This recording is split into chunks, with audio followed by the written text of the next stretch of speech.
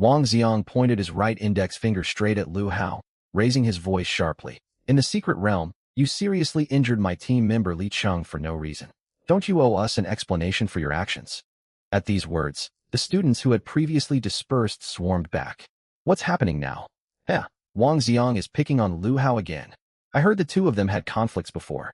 Looks like this won't end easily today, Wang Xiang said in a cold voice. Lu Hao, no one leaves here before you do today. Agents from the Investigation Bureau will arrive any moment, and you will have to answer for your crimes. The surrounding crowd burst into an uproar. Everyone could sense this was a fight to the bitter end. Even the Investigation Bureau had been called in. Not far away, Lin Shuiyao and her companions abandoned their search for Yan, and all turned to watch. Is it that Wang Xiang again? Xiao Shui frowned. Su Wan shook her head. He is utterly unscrupulous just to seize Lu Hao's bonus points. First he made things difficult for him inside the secret realm, and now he's even dragged in the Investigation Bureau. But why would the Investigation Bureau come if he didn't hurt a classmate? Zhou Ji held a different opinion. Let's go take a look. I don't believe Lu Hao would do something like this, Lin Shuiyao said. Over on the other side, Principal Jian's expression changed, and he hurried forward. Wang Xiang, this matter hasn't been investigated yet. Why have you already involved the Investigation Bureau? Wang Xiang did not step back an inch. This is the serious crime of attempted murder against a fellow student. More and more students gathered, packing the area layer upon layer. Lu Hao shook his head indifferently and turned to walk out of the square. I said you are not getting away today. Enraged, Wang Xiang unleashed the ferocious aura of a demon warrior. Beside him, Zhao Hong summoned a dagger in his hand. The two blocked Lu Hao's path from left and right. The surrounding students instantly stepped back several paces. 2 level 8 experts were moving against a level 6E rank fire mage. Lu Hao halted his steps and turned to stare coldly at them. He did not seek trouble, but he feared none either. If they insisted on courting disaster, he would not hesitate to strike again, just as he had against Li Cheng, even if it meant revealing powers he had wanted to keep hidden for a while longer. Seeing the situation spiraling out of control, Principal Jian shouted urgently, "Stop, all of you. What do you think you are doing? You are classmates from the same class. Sort this out back at school. Am I, as principal, powerless to rein you in?" Just then, a frigid voice rang out from outside the crowd. "Principal Jian, you truly have no authority over what happens here today." Stirred by the commotion, students moved aside to make a path. 6 people advanced forward. On one side walked Li Cheng, heavily bandaged. Though he had received a full day of treatment, large burn scars were still plainly visible across his skin, leaving him in a pitiful state. At the center marched 3 men in Investigation Bureau uniforms, accompanied by 2 members of the Wang family. The watching students' pupils contracted, a flicker of dread passing over them. What? The Investigation Bureau really is here.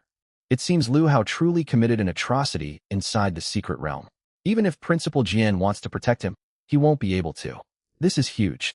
A high school student drawing the attention of the Investigation Bureau is almost unheard of. Li Cheng and Wang Xiang exchanged a glance. Wang Xiang shouted triumphantly, "Lu Hao, run. Go on and run. Your so-called dual profession awakening means nothing." A middle-aged man from the Wang family stepped beside Wang Xiang. "Xiang, are you unharmed?" "Uncle San, I didn't expect you to come in person." A cruel smile spread across Wang Xiang's face. "This good for nothing is finished today." Uncle San of the Wang family was infamous for his ruthless methods. For years, he had handled all the Wang family's dirty work. Everyone in Sangzhou held this man in deep wariness. The middle-aged man turned his gaze toward Lu Hao and said coldly, "So you are Lu Hao. Inside the novice secret realm, you attacked my nephew and nearly killed him. How vicious of you to treat a classmate this way." He pulled Li Cheng forward beside him. Seizing the moment, Li Cheng pointed furiously at Lu Hao and cried out, "It was him. He ambushed me. Arrest him at once." Of the 3 investigators, the lead agent, a stout middle-aged man, fixed Lu Hao with a cold stare. "Lu Hao, you are suspected of maliciously assaulting and seriously injuring a fellow student. You are to be taken back to the Investigation Bureau for detention and questioning." The words detention and questioning sent a chill through every student present. The Investigation Bureau would not resort to such measures without substantial evidence. Once placed in detention for questioning, no matter the final verdict, the suspect would suffer greatly. Principal Jin broke out in a sweat and spoke hastily. "Deputy Director Fong, there must be some misunderstanding. Detention and questioning would ruin Lu Hao's prospects for the upcoming Great Martial Examination. The stout man known as Deputy Director Fong said coldly, "A criminal who attempts to murder a classmate has no business sitting for the Great Martial Examination. Principal Jian, this goes far beyond school rules and discipline. This is a serious case of attempted homicide, one your school cannot handle."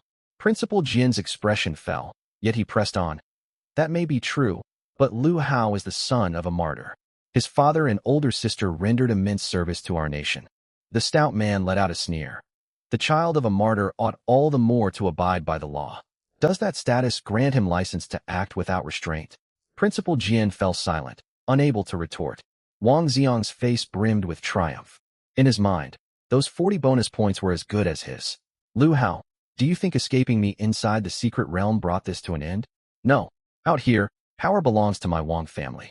The stout man waved his hand and barked. "Seize him and take him away." "Yes, Director Fong." Two investigators advanced toward Lu Hao. Both were high-ranked combat professionals. Students around shook their heads. Even a youth with 3 talent awakenings would have to submit to the investigation bureau. "Hold on." A voice cut through the crowd, and a figure stepped to stand before Lu Hao. "What grounds do you have for arresting him?" Only one man's word. It was Zhao Daping. He pointed at Li Cheng. Then he sneered. "A mere dispute between classmates, yet Uncle San of the Wang family has shown up, and even Deputy Director Fong himself. Are you conspiring to bully the weak with your power?" Zhao Daping evidently knew a great deal about local influential figures. His words carried an implicit accusation that the Wang family were using this incident as a cover for ulterior motives. Principal Jian's eyes flickered. He saw the truth of it well enough. But as merely a school principal, he was powerless. The stout man stared coldly at Zhao Daping, who had suddenly intervened. "The Bureau will determine whether this is merely one-sided testimony." He then snorted. "If you obstruct official duties, we will not hesitate to lock you up alongside him." Obstruct official duties indeed. Zhao Daping shot back, refusing to give ground. The surrounding students drew back in shock. Even if Lu Hao is under suspicion, the law states a person may avoid detention for questioning with a qualified guarantor. I, Zhao Daping, of the Zhao family, will stand as guarantor for Lu Hao. The faces of the investigation bureau agents and the Wang family darkened. The watching students erupted in fresh uproar. Why had Zhao Daping stepped forward all of a sudden? If Lu Hao were found guilty, Zhao Daping would bear the consequences too. Deputy Director Fong fixed a hard gaze on Zhao Daping. "You are Zhao Qingwan's son? Are you certain you want to do this?" "I am," Zhao Daping replied resolutely. "Humph. A student acting as guarantor? Does your father know of this? Does he approve? I turned 18. I am an adult. Besides, in our Zhao household, my father listens to what I say. Name your bail amount." Amid the crowd, Lin Shuiyao trembled at the sight unfolding before her. Her eyes settled on Lu Hao. At this moment, the young man stood alone in the center of the square, bearing the pressure of 2 great forces, the Wang family and the investigation bureau, bearing the strange stares of everyone around him. He looked as though the whole world had turned its back on him. Memories rose in her mind. 2 years ago, Lu Hao had still been bright, spirited. They had walked to school and home together every day. Back then, she had even said she would marry him, and he had said he would marry her. Everything had changed after that fateful secret realm expedition. Lu Yuanshan and Lu Qing had died within the secret realm. Overnight, Lu Hao had lost his father and older sister, left an orphan. Her own father, Lin Shanchuan, had returned alive. The situation was deeply sensitive. Lu Hao had visited their home many times, yet her father had refused to utter a single word of explanation. After that, Lu Hao never came again. She knew he harbored resentment toward the Lin family. Old memories welled up, and tears spilled from her eyes. Now, just as 3 years before, he stood abandoned by the world. All her lingering resentment from the secret realm, when he had fled and left her behind, melted away. She stepped forward abruptly. "My Lin family will also stand as guarantor for Lu Hao." Every student stared in stunned disbelief. Good heavens, that's Goddess Lin, the daughter of war god Lin. She is willing to vouch for Lu Hao? What exactly is their relationship? A tide of whispers rose all around. Lin Shuiyao's female companions were utterly dumbfounded. Zhou Ji urged her urgently. "Shuiyao, have you lost your senses? Inside the secret realm he ran off and left you all alone. How can you still side with someone so cowardly?" Xiao Shui added her plea. "Yes, Shuiyao." He turned and fled without a second glance. Lin Shuiyao ignored them, her gaze still fixed on Lu Hao. "I know. Then why?" Zhou Ji stamped her foot in distress. Lin Shueyao fell silent for 2 seconds, her voice thick with emotion. He was once my dearest friend. Regardless of everything, my Lin family owes him an explanation. At the very least, we owe him that much. Suwon parted her lips as if to speak, but in the end only sighed and stepped back. With both the Zhao and Lin families publicly taking his side, the tide of the situation shifted instantly. Deputy Director Fong and Uncle San of the Wang family exchanged glances, both showing hesitation. To fight both the Zhao and Lin families over a set of bonus points would be no trivial matter, especially the Lin family. Though Lin Shanchuan had kept a low profile these past 2 years, he was a peerless powerhouse bearing the title of War God. During every beast, tide siege over recent years, it had been Lin Shanchuan who had turned the tide. He possessed not only overwhelming strength, but also immense public prestige. Under such circumstances, forcing Lu Hao into detention would bring far more loss than gain. Just at that moment, I oppose granting Lu Hao bail. Another voice boomed out. A man pushed through the circle of onlookers. It was Wang Defa. Wearing an expression of deep regret, he spoke. Leaders present, I am Wang Defa, Lu Hao's homeroom teacher. I must report the facts truthfully. Lu Hao is a withdrawn, narrow-minded student with a strong, vengeful streak. He and Li Chung already harbored deep grievances. If he remains free, I truly fear he will harm Li Chung again. Teacher Wang. Principal Jian stared in shock. Wang Defa paid him no heed. He raised his voice further. He may even harm other classmates. His words struck with precise, malicious force. Bail was only permitted when the suspect was deemed low risk. If a person was considered highly dangerous and likely to commit further harm while out on bail, bail would be denied no matter how much money was offered. And the assessment of a homeroom teacher carried considerable weight on that very point. The members of the Wang family and investigation bureau brightened at once. Deputy Director Fong's expression turned cold. The homeroom teacher's testimony carries great weight. Given Lu Hao's high risk of danger, and to protect Li Chung and the rest of the student body, bail is denied. He swept his cold gaze over Zhao Dapeng and Lin Shueyao standing in front, his tone laced with mockery, particularly when the guarantors are merely immature students, so easily misled. You cannot vouch for him. With that, he gestured for the 2 investigators to move forward and apprehend Lu Hao. Uncle San of the Wang family, Wang Xiang, and the rest wore looks of unrestrained triumph. The surrounding students were stunned by this sudden turn. The future of a youth with dual talents and dual professions seemed about to be cut short. Power rested in other people's hands. With a simple excuse, they could destroy a person's life. What was justice? Justice only existed when both sides held comparable strength. Just as everyone believed Lu Hao had no way out. A majestic voice boomed across the square like thunder. Oh, young students cannot vouch for him. Then will my guarantee suffice? Lin Shanchuan speaking. The voice seemed to come from afar, yet it crashed over the square like a clap of thunder. Every heart trembled, and all heads turned in shock. At the square entrance, a man walked forward at a steady pace. Nearly 50 years of age, he stood straight as a pine tree, his features sharp and defined. He bore a clear resemblance to Lin Shueyao, yet carried the hardened calm carved by years of hardship. His aura was not overtly fierce, yet it froze the air across the entire square. It's War God Lin. The crowd erupted. Half the students stepped back respectfully, not merely opening a narrow path, but retreating to keep a wide distance. Lin Shanchuan was Zhangzhou's strongest combatant, an idol to every professional warrior. No amount of political influence could stand against the force of his fist. The moment Lin Shanchuan appeared, Deputy Director Fong, who had been arrogant and aggressive only moments before, paled and bowed his head at once. War God Lin, I had no idea you would. Lin Shanchuan spoke in a quiet yet heavy tone, every word striking like a hammer. When did the investigation bureau stop doing its proper work and become another family's attack dog, especially to target a student? Sweat poured down Deputy Director Fong's face. Why yes, since War God Lin has spoken, we shall withdraw at once. He dared do nothing but submit. Lin Shanchuan was a figure of enormous weight across the whole of Huaxia. A mere deputy director of Zhangzhou's investigation bureau was insignificant beside him.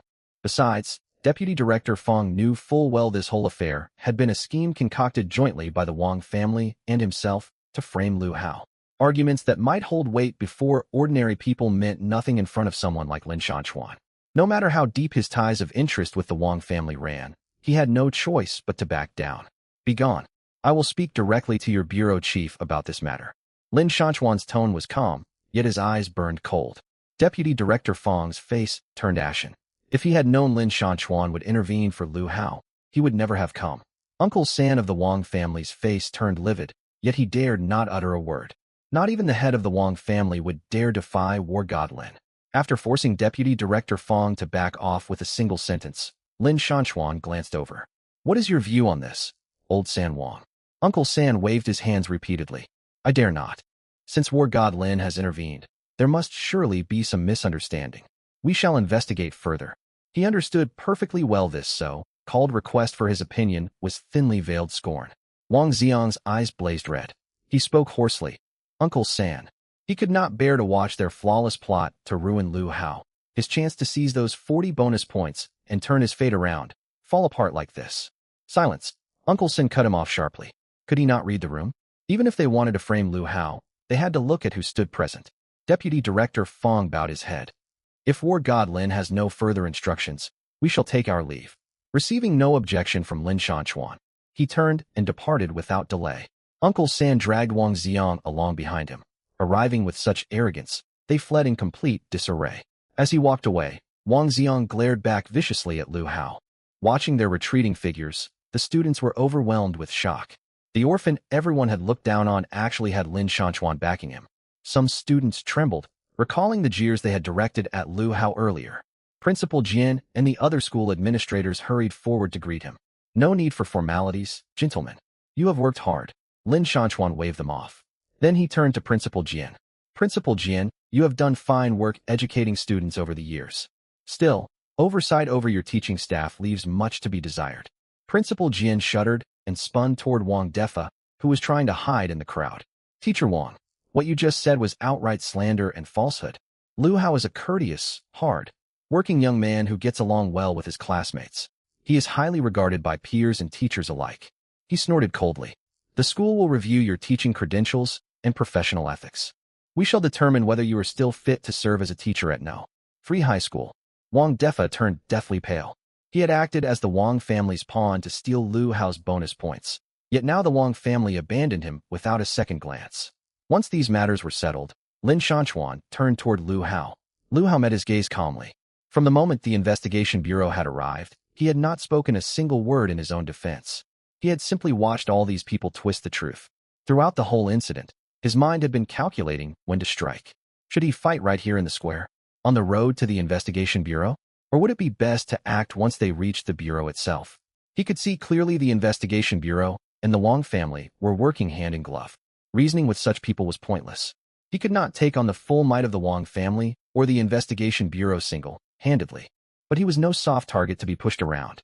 His true strength far exceeded everyone's guesses. They thought he was just a mediocre dual profession awakener. In truth, he excelled across every domain.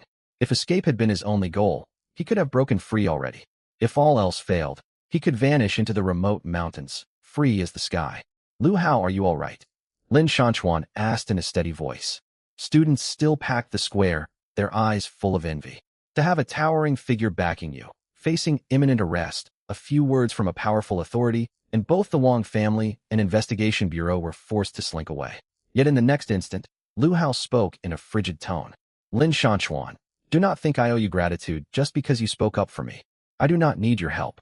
As Lu Hao finished speaking, the entire square fell dead, silent in an instant. Not a sound could be heard. Every student, teacher, and principal was utterly stunned. Even Zhao Daping, Su Wan, and Lin Shuiyao, who stood right beside him, were frozen in place. All eyes turned to Lu Hao. A teenage student who had only just been rescued dared to speak out so bluntly against the war god. This was the great Lord Lin War God. Without him, Lu Hao would already have been thrown into a prison cell.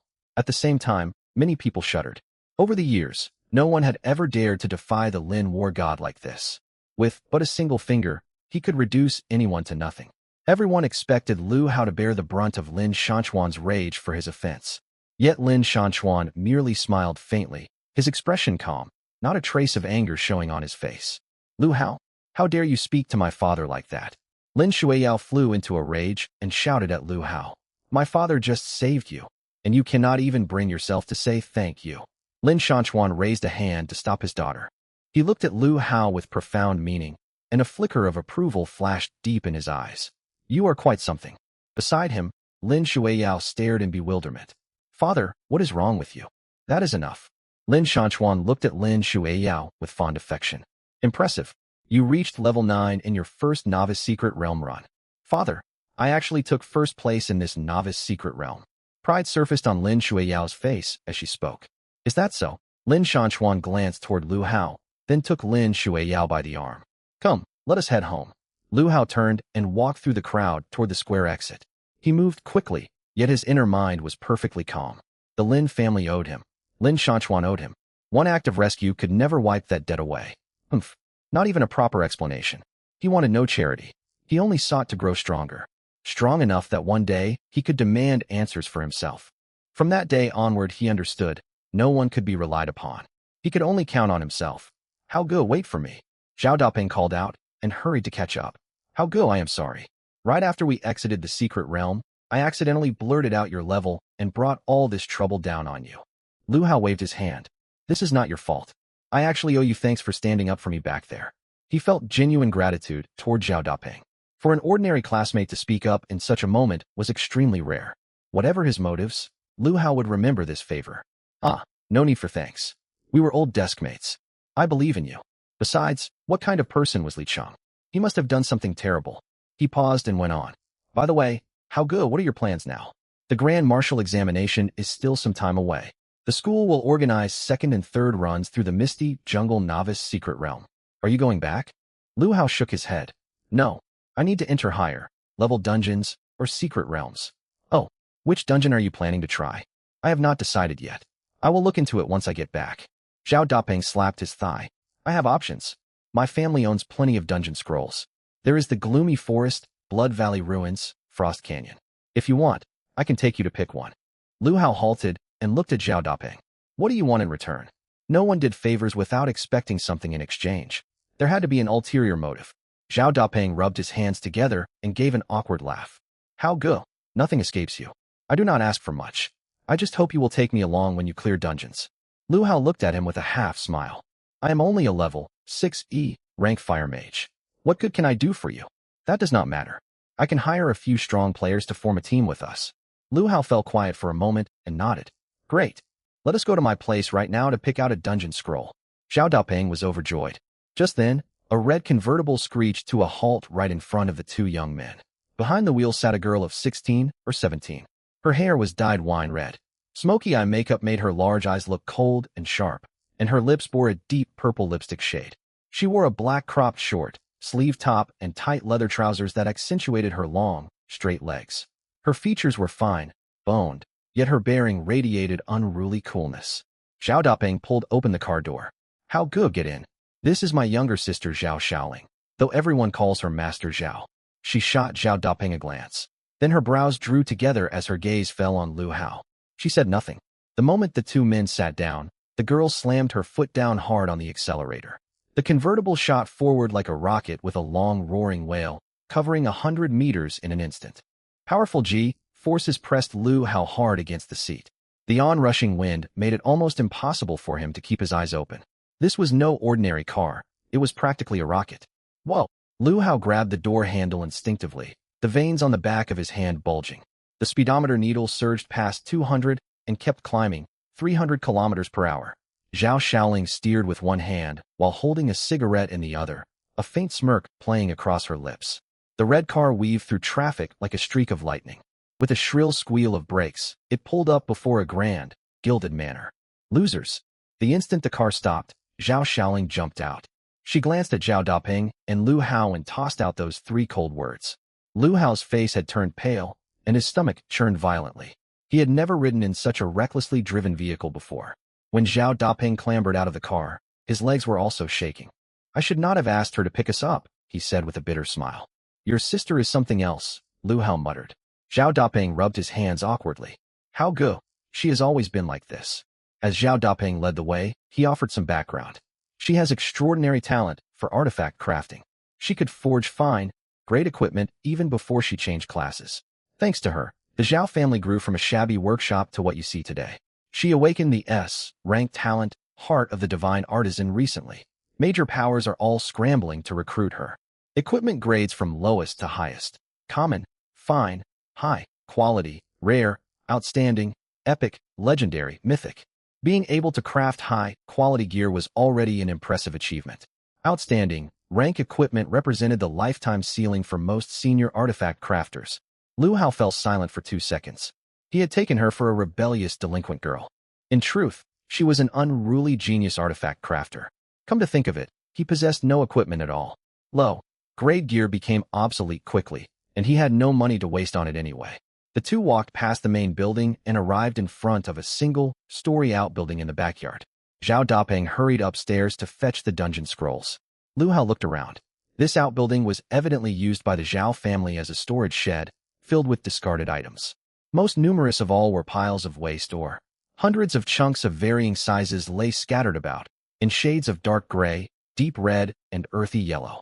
Some were shattered, others crossed with cracks. Bored, Lu Hao picked up a fist-sized deep, red ore chunk.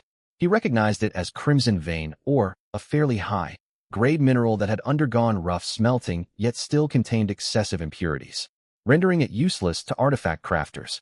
I have gathered spirit plants and slain fierce beasts before, yet I have never collected ore. A thought occurred to him. Muttering inwardly, he activated his skill, Endless Harvest. Detected ore refinement in progress. Reverse extraction of impurities initiated. Lu Hao's heart lifted. It worked. A faint glow emanated from his palm and spread across the ore, while his energy points drained rapidly. He had 123 spirit points and a maximum energy pool of 1230 points. In less than 2 seconds, his energy was completely depleted. This consumed far more resources than he had expected. Still, he could not abandon this experiment.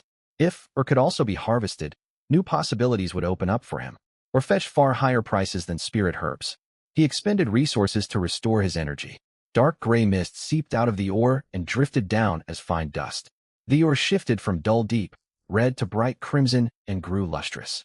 The fist-sized lump shrank steadily. At that moment, Zhao Dapeng came downstairs carrying a large stack of scrolls. Well now, let me see what precious treasure my dear brother has brought. Zhao Xiaoling sauntered out of another room. Just some wild region dungeon scrolls. Tomorrow my old deskmate and I are going to clear them. You two are only level 6. Zhao Xiaoling flipped casually through the scrolls and let out a snort of contempt. Why are you grabbing scrolls for 20 to 30 level dungeons? Do you really think 2 novices can survive those? Zhao Dapeng looked embarrassed. Mind your own business. What does a job specialist know about combat? TCH, throwing your life away and wasting scrolls. Each of these costs 100 to 200,000 credits. You are nothing but a spendthrift. Several workers hauled cartloads of ore out of Zhao Xiaoling's workshop. Zhao Dapeng seized his chance to retort. You spend over 1,000,000 credits on this batch of ore, and most of it will get thrown away as scrap. You are the real spendthrift here. Zhao Xiaoling rolled her eyes at him. You understand nothing. Artifact crafting demands high purity materials. Out of 1,000,000 credits worth of ore, only 2 chunks reached 80% purity. These low-quality raw materials are holding back my peerless talent. Seeing her foul mood, Zhao Dapeng dared not linger and hurried downstairs.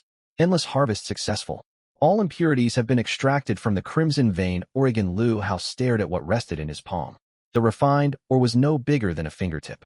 It burned bright crimson, marked by fine vein, like patterns resembling leaf veins, and radiated a gentle warmth. It bore no resemblance to the original chunk. So ore harvesting works differently. With spirit plants and beasts I draw forth their intrinsic essence. For ore, I siphon away its impurities. Lu Hao was elated. He had unlocked an entirely new application for endless harvest. The tiny refined fragment in his hand was of little immediate use, so he tossed it back onto the scrap, or pile. In the distance, he saw Zhao Dapeng rushing toward him clutching his pile of scrolls. Ever since the Great Cataclysm, dungeons and secret realms had appeared across the human world. They were fragments of other, worldly civilizations scattered across reality. No one could predict what lay within until they were explored. Dungeons functioned like isolated arenas. Different teams entering would be assigned to separate parallel spaces, unable to interfere with one another. Secret realms operated more like shared zones. All teams that entered occupied the same space and could encounter and compete against one another. Secret realms possessed the capacity to evolve. Their fierce beasts and resources would grow and regenerate nourished by spiritual energy. And some might even develop into miniature worlds in their own right. Scrolls served as the keys to access both dungeons and secret realms. Most dungeons and secret realms near Tsangzhou lay out in the wilderness. Dread alien beasts roamed these wild lands. To aid job holders venturing out to gather resources, the official job holder association offered unified management. From the association, one could teleport directly to the entrance of any dungeon or secret realm. How go I found them. We can get right down to business. These are suitable for us right now. Lu Hao glanced at the scrolls in his hands. Breeze Plains, Thornwood Grove, all 5 to 10 level dungeons. He flicked them aside. Too low level. Too low level? We are both level 6. What else are we supposed to tackle? Monsters inside dungeons are far deadlier than those in the novice secret realm. Ignoring his warning, Lu Hao skimmed through the rest of the scrolls. He rejected anything too easy or impossibly difficult. His objectives were clear. First, find a dungeon rich in or to earn money. Second, his fire, affinity talent, and skills were currently his greatest strength. He hoped to find a way to further enhance them to serve as his ultimate trump card. These are decent options, but tomorrow we will run this one first. Mysterious Mine, level 20 dungeon. Maximum entry level 20. Underground dungeon. Common or deposits available for harvesting. Boss, Iron Corpsed King. Rare or may drop upon defeat. Zhao Dapeng's eyes widened. How go? Have you lost your mind? Just the two of us at level 6 taking on a 15 to 20 level dungeon? There are elite foes and a boss inside. Lu Hao stood up. Bring all these scrolls along. We will figure out the rest later. I need to head home first. How go? Why not stay over at my place tonight? Wang Xiang is targeting you. I worry they might move against you if you go back alone. I will be fine. Lu Hao's tone remained calm. We will meet tomorrow at the Job Holder Association. Meanwhile, a post was exploding across campus forums throughout Sangzhou. Within half an hour it had climbed to the number 1 hot topic. Its title was blunt and direct.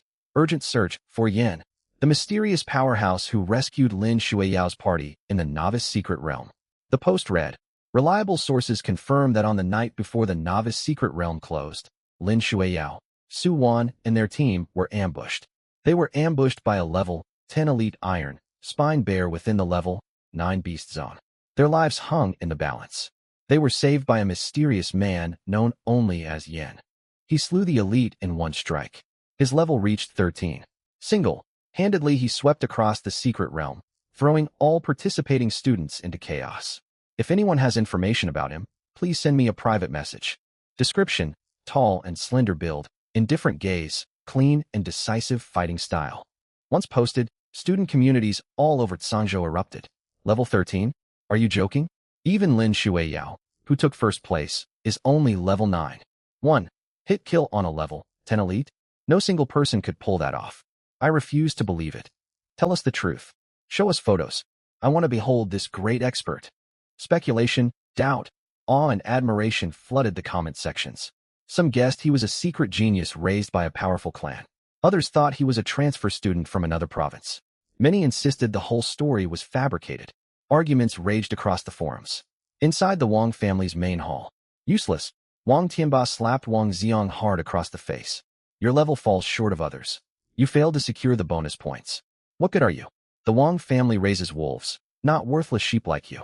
Wang Tianba was the current head of the Wang family and Wang Xiang's father. Broad, shouldered, and imposing, his sharp eyebrows slanted toward his temples. His narrow, triangular eyes glinted with cold menace. He exuded the ferocity of a man long accustomed to wielding power. Wang Xiang staggered backwards, clutching his stinging cheek, burning with rage and humiliation. It is all Lu Hao's fault. If he had handed over the bonus points and not injured Li Cheng, Lin Shuiyao would never have out-leveled me. Uncle Wang spoke in a low voice. Patriarch Lin Shanchuan intervened.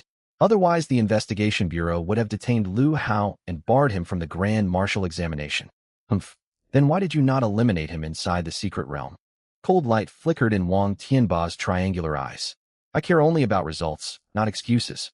Hesitant and indecisive, you cannot even deal with a life job holder. How could you ever inherit the Wang family's business? Wang Xiang's eyes blazed red. He breathed heavily. Damn it. Next time we meet, I will kill him. He clenched his fists tightly. Father, I understand what I must do. Wang Tianba stared at him. The Wang family will supply you with gear, resources, and manpower. If you fail to rank first in level before the grand martial examination, resources will go to others. The family business will never pass to a worthless son like you. He paused, his gaze turning icy. All these years we have cleaned up our reputation. Have people forgotten the Wang family's underworld origins? Not only is the dreaded Sunluo group pressing against us, now even high school youths dare to treat the Wang family with contempt. Evening, at the Lin family dinner table, Lin Shueiyao recounted her experiences inside the secret realm. When she spoke of Lu Hao, her tone was full of disappointment. Even though his combat power is weak, abandoning companions in danger speaks to flaws in his character. I used to think the Lin family owed him something. After today, even if there was a debt, it has been repaid. At that moment, she seemed to let go of a burden that had weighed on her heart. Lin Shanchuan listened quietly without interrupting. Then Lin Shueiyao brought up Yan. He possessed astonishing speed and terrifying power. He could unleash fire, attribute skills. He swept through the secret realm alone at level 13. Without him, our team might have perished. He is the most incredible and formidable person I have ever seen. Father, what kind of job could grant such power? Yet after we exited, I was ranked first at level 9. Everyone congratulates me, but I know my first place standing is undeserved. Su Wan and I have searched everywhere for him, but he seems to have vanished without a trace. Disappointment clouded her pretty features. How can two job holders like Lu Hao and Yin be so vastly different in strength and character?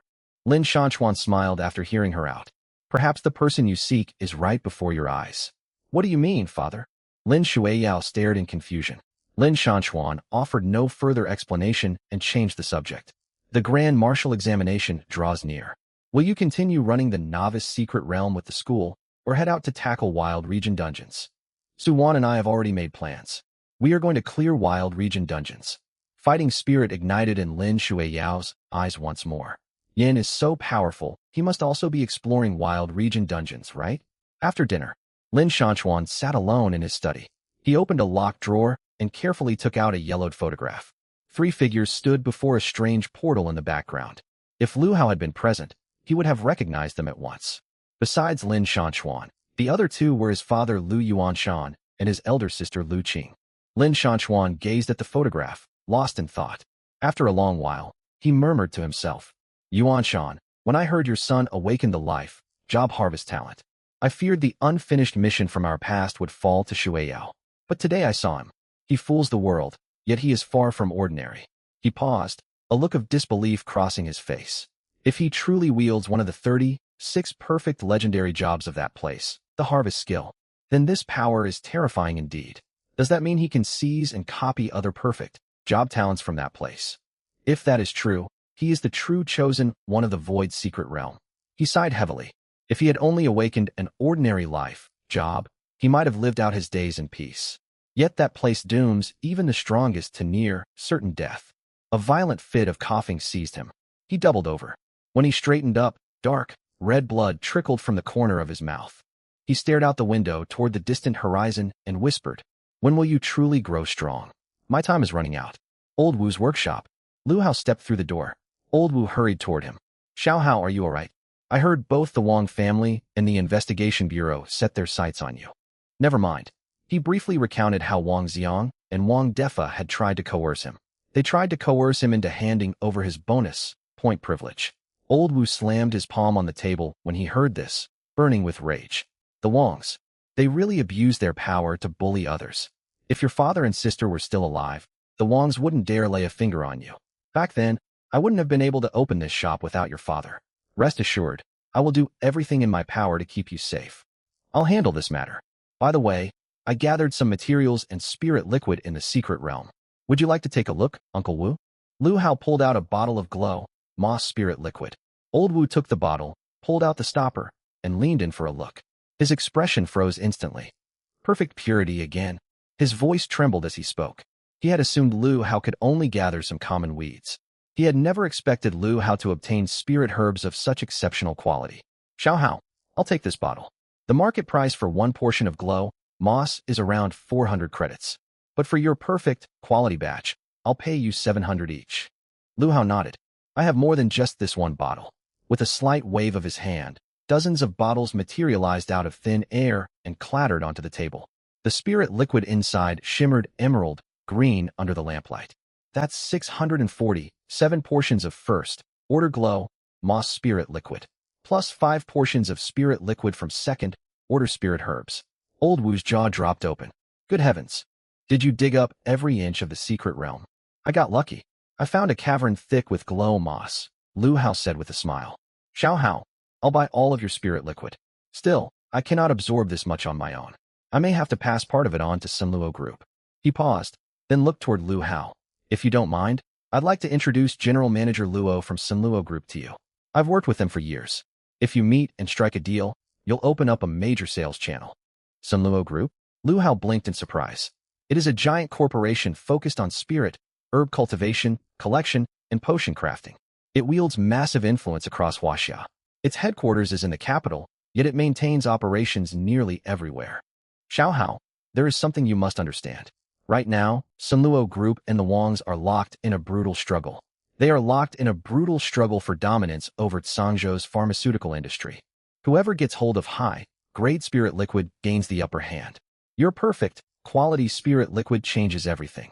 If Sunluo obtains it, they can develop superior new potions and crush the Wangs. If the Wangs seize it instead, they will swallow Sunluo's market share and become Tsangzhou's pharmaceutical overlord. Every spirit herb, potion, and medical resource in Tsangzhou will fall under their control. Lu Hao's eyes narrowed. He had only planned to sell spirit liquid for money. He had never imagined such fierce power plays were at stake, and that the Wangs were caught up in it. Xiao Hao, in Tsangzhou, you have two options for selling your spirit liquid, either to the Wangs or to Sunluo Group. He stared hard at Lu Hao. Furthermore, if the Wangs find out about this, they will stop at nothing to hunt you down. If word leaks out, powerful factions from all over Huaxia will rush here overnight. This could be a great opportunity, but it could also get you killed. Lu Hao fell silent for a moment, then nodded. I understand. Set up the meeting. When should we meet? Would tomorrow evening work? Fine. When Lu Hao left later, he carried 800,000 credits. 450,000 came from the glow, moss spirit liquid. The 5-second order spirit herbs fetched 25,000 in total. They fetched 25,000 in total, averaging 50,000 apiece. Various miscellaneous materials harvested from fierce beasts brought in nearly another 100,000. The 200,000 he had earned inside the secret realm was almost completely spent.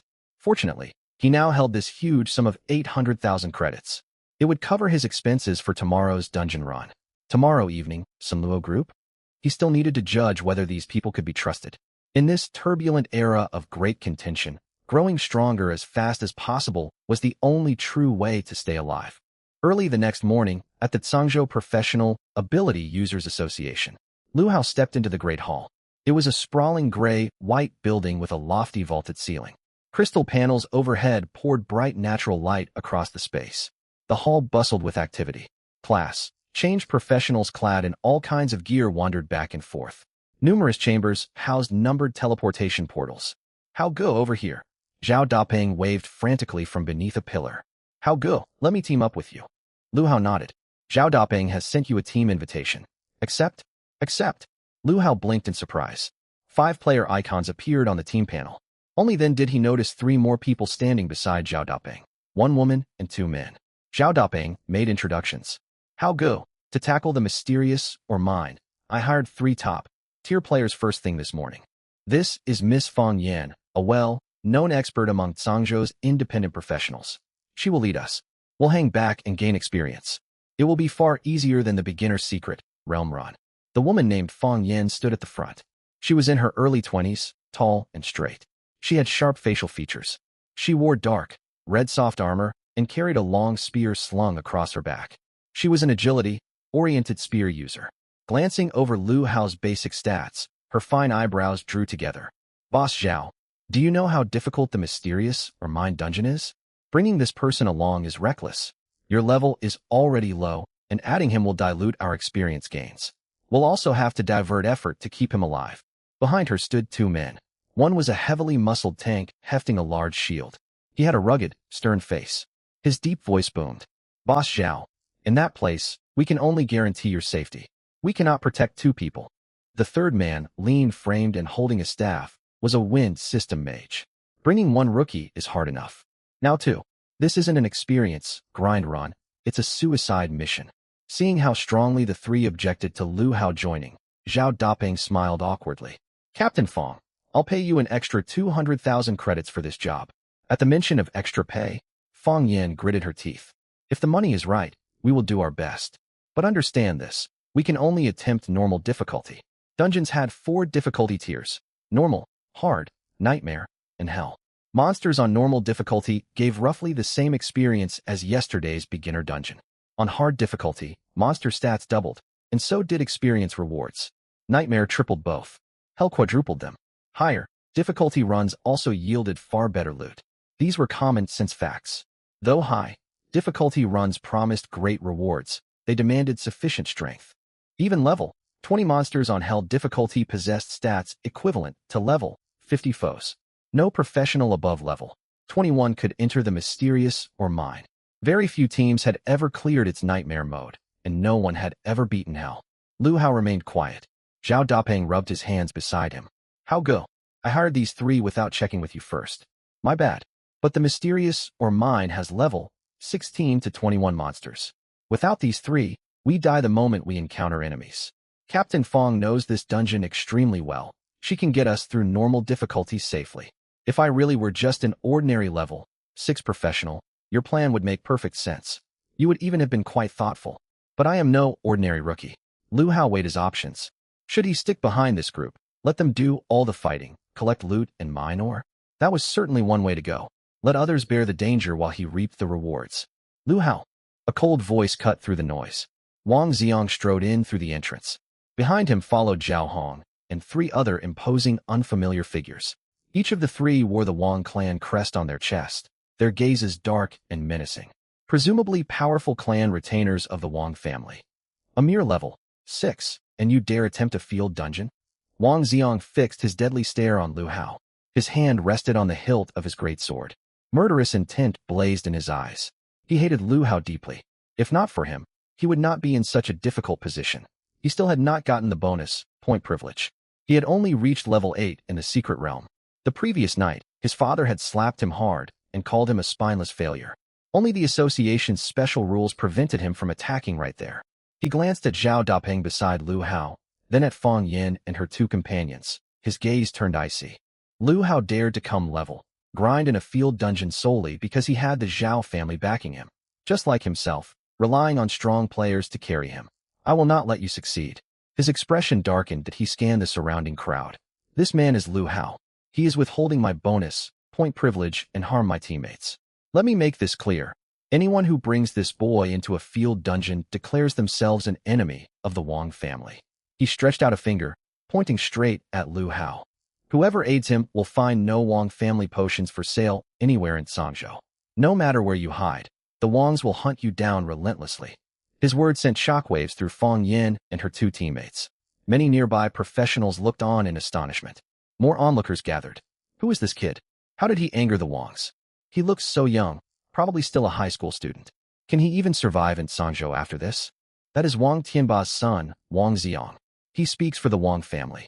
Whispers rippled through the crowd. Wang Xiang, you are going too far. Zhao Dapeng shouted angrily. We were classmates for 3 years in the same classroom. All this because you failed to seize his bonus point privilege. Zhao Dapeng. You keep opposing me. Sooner or later, the Zhao family will be dealt with by the Wangs. Wang Xiang retorted coldly. I used to give you some respect. Since you refuse it, you get none. He turned toward Fong Yin and her companions. Did you not hear what I just said? Right then, 2 system notifications chimed for Lu Hao. Qian Shihao has left your team. Zhao Chongyang has left your team. Crushed by the pressure, the 2 men cut ties with Zhao Dapeng and Lu Hao without hesitation. Fong Yin, you too. Ignoring her, they walked over to Wang Xiang.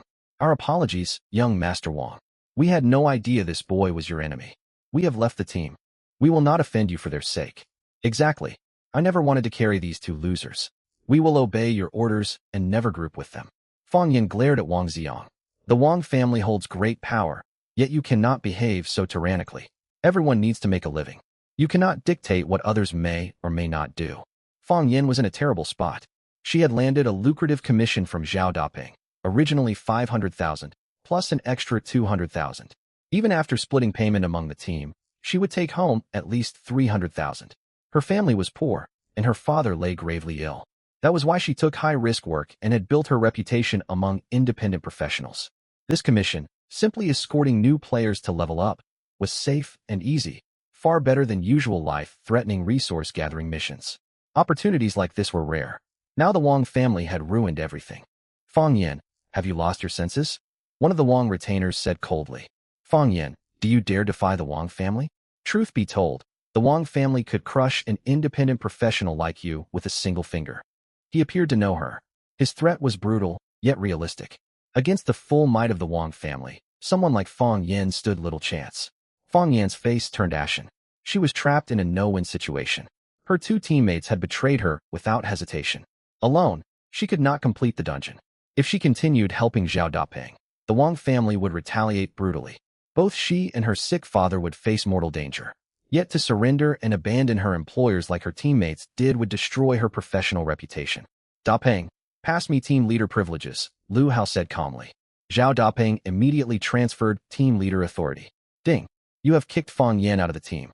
Captain Fang, I will not force you to take this risk for us. Fang Yan's face burned. Lu Hao's dismissal stung like an insult, yet at the same time, she felt a wave of relief. No one wanted to make enemies of the Wang family. Wang Xiong watched with triumphant satisfaction. Without anyone to carry them, the two losers would never get into a field dungeon. Meanwhile, the school's second run of the beginner secret realm had begun and would end in 3 days. If he blocked them from entering field dungeons for those 3 days, they would gain 0 levels. Wang Xiong faced the crowd and spoke loudly. I will not repeat myself. Spread the word. If anyone is found grouping with or assisting these two, the Wang family will blacklist them completely. Several onlookers responded at once. Young Master Wang, rest assured, we will never take jobs for these two. Exactly. We will not risk offending the Wang family for mission pay. We will pass your warning around the association. No one will dare help them. Zhao Dapeng looked anxious. How go? Lu Hao waved a hand. Calm down. Wang Xiong stared coldly at Lu Hao and Zhao Dapeng, now left on their own. Lu Hao, do not imagine the Zhao family can protect you. After crossing me, you have no place left in Sangzhou. This is only the beginning. With that, he marched with his 4 companions toward one of the teleportation gates. Moments later, the public information board showed they had entered the mysterious or mine on hard difficulty. Murmurs swept through the onlookers. Truly the young master of the Wang clan.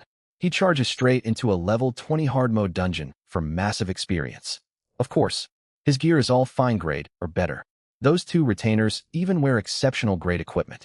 One such warrior equals 3 ordinary fighters. The Wang family pours all their resources into raising Wang Xiong. If he grinds hard mode level 20 dungeons for 5 days, no one in Sangzhou will match his level. Some professionals turned to Lu Hao and jeered. Of all people to offend in Sangzhou, you picked the Wang family. They hold grudges fiercely. Exactly. Without a party, those 2 cannot even handle the lowest level 10 dungeon. Others sighed sympathetically. The Wang family strikes hard against a high school kid. Alas, having crossed them, forget about leveling. Even buying potions or accepting quests will become nearly impossible. Fang Yin turned to Zhao Dapeng, looking ashamed. I am sorry, Boss Zhao. I will refund your 200,000 credit deposit. This job fell through because of me. Zhao Dapeng waved it off. Forget it. No independent professional can stand against the Wang family's pressure. He turned to Lu Hao. What do we do now, Hao Ge? After Wang Xiong's public threat, hiring escorts will be nearly impossible. Should I keep trying to reach out? The problem was clear. Players too far below level 20 could not carry them, and no one above level 21 could enter this dungeon at all. The Zhao family had hired fighters in their service, yet none fit the requirements. No need, Lu Hao said coolly. Come, we are going to run our dungeon. His gaze turned sharp. Wang Xiong had conspired with teacher Wang Defa to bully him at school. Now he wielded the Wang family's local influence to crush him by force. So far no physical harm had been done, but someday he would settle these scores. He strode toward a teleportation portal. Huh. Zhao Dapeng followed, utterly confused, and stepped through the mysterious or mine portal alongside Lu Hao. In the next instant, they emerged onto a small plaza 20 li northwest of Sangzhou. Several city guards stood vigilantly watching the surrounding wilderness. Fierce beasts roamed outside, and the guards existed to defend the outpost from monster raids. How go? We have no escorts. Why are we even here for the mysterious or mine?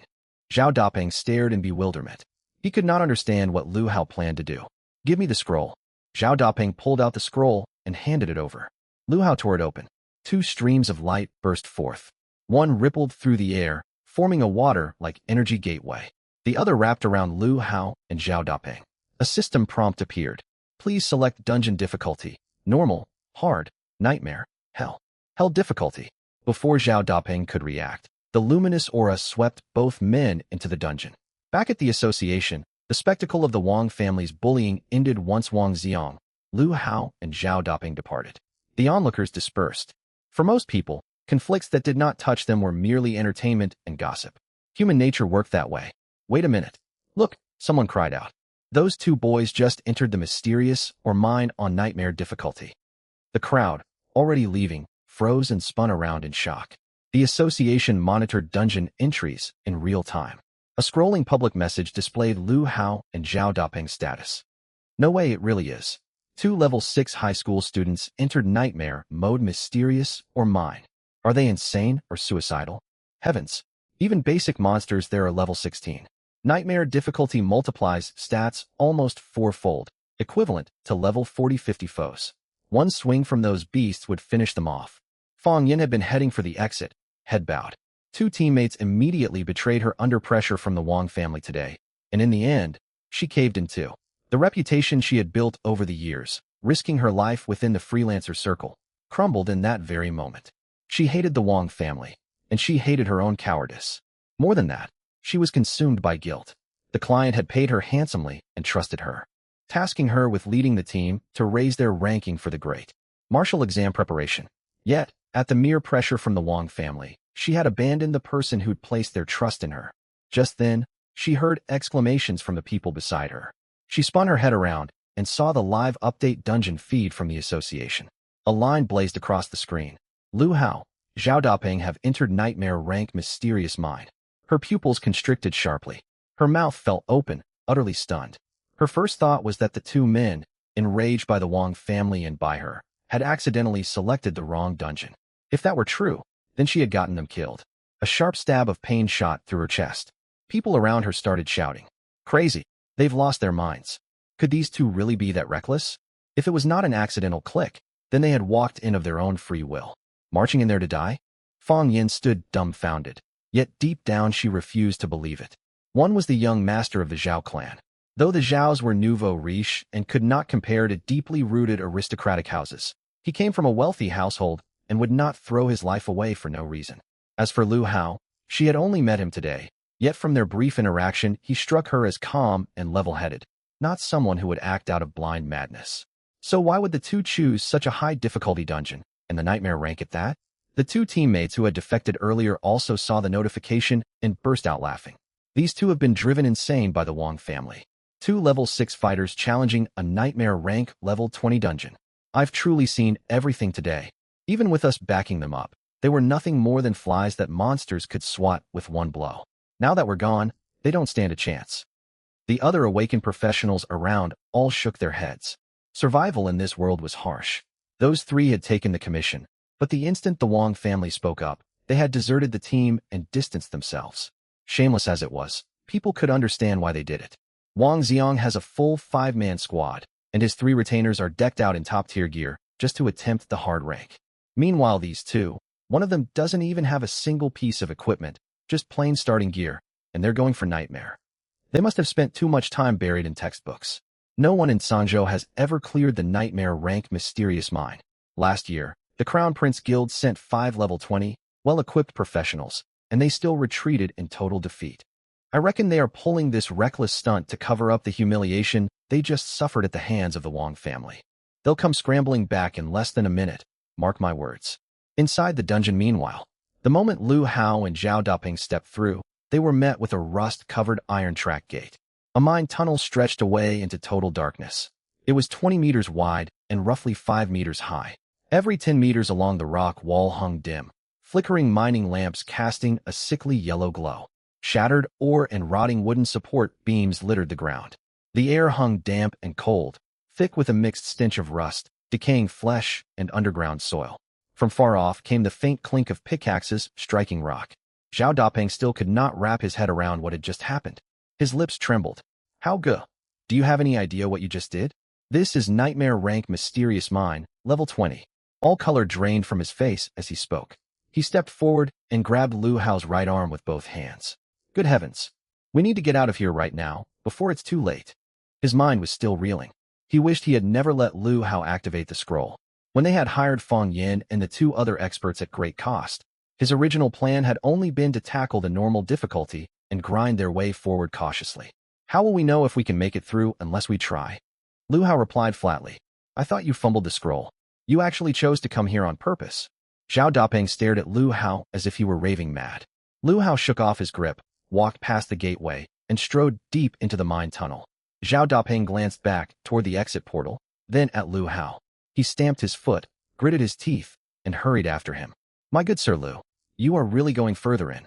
This place is full of nightmare rank horrors. Even 5-man, level 20 parties dare not set foot here. You can't go rushing toward your own death just because the Wang family pressured us. Up ahead, a human-shaped shadow emerged. A hunched, stunted dwarf swung a shovel against the rock wall, muttering to himself. Not enough. Need to dig deeper. The Overlord demands more, or, when will this digging end? I want to go home. I miss home. Sensing intruders, he froze, then slowly twisted his head toward Lu Hao and Zhao Dapeng. There were no pupils within his empty eye sockets. Only 2 points of ghostly green will owe the firelight.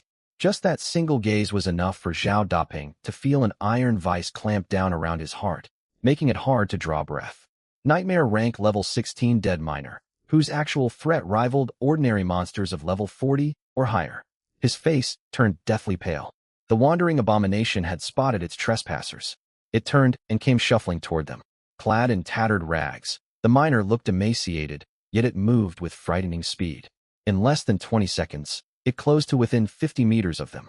A wave of terrifying high-rank monster pressure crashed over them like a tsunami. Zhao Dapeng's legs went stiff with terror. He blurted out in panic. We're done for. Even turning and sprinting straight back for the exit might not get them away in time. The next instant, his eyes flew wide open.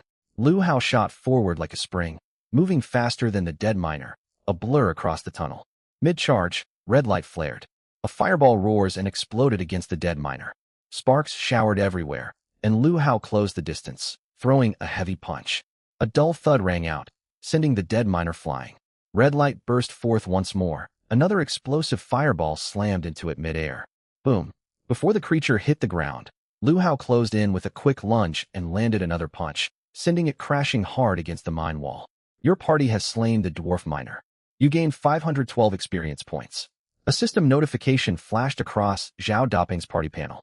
A soft fluorescent light washed over him. You have reached level 7. His jaw dropped open. He stared at Lu Hao as though seeing a ghost. Strictly speaking, this was a level 16 monster, but the nightmare difficulty had drastically boosted all of its stats. Just as I predicted, Lu Hao thought as he looked down at the dwarf miner's corpse. But I am already level 14. My strength, agility, spirit, and constitution have all been multiplied many times over. My spirit stat alone sits at 123 points. On top of that, I have second-order skills. With high agility for speed, amplified strength, and well-chained combos, it would be embarrassing if I could not take down a mere minor monster. He held his palm out above the corpse. Endless harvest. +2 strength, +1 red-veined iron ore. Lu Hao studied the ore in his hand. Fist-sized, its surface crisp, crossed with dark rust, red veins, and it felt incredibly solid and heavy. Red-veined iron ore was a common low-grade forging material. It could be smelted into red-veined steel ingots, used to craft the base frames of weapons and armor. Not bad. I can sell this for coin. The more money I earn, the faster I can grow and level up. Zhao Dapeng hurried over, still looking at Lu Hao as though seeing him for the very first time. How go, am I dreaming? You just won. Shot that abomination. Suddenly he stumbled several steps backward, eyes bulging. So you really are level 14. Good heavens, you aren't level 6 at all. That absurdly high level is real. He had been the first to spot Lu Hao's level 14 status right after they left the newcomer ruins. His shocked outburst had sparked chaos.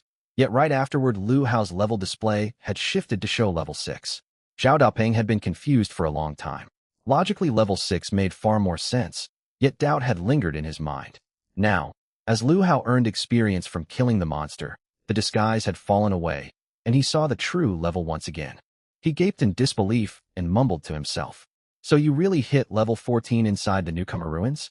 How on earth did you pull that off? The highest record for the Misty Plains in the past 10 years is only level 10. Lu Hao waved a hand to cut off his flood of amazement and spoke coolly. Enough of your marveling. We came here to clear this dungeon, not to listen to you ramble non-stop. He walked onward, and Zhao Dapeng hastened to follow.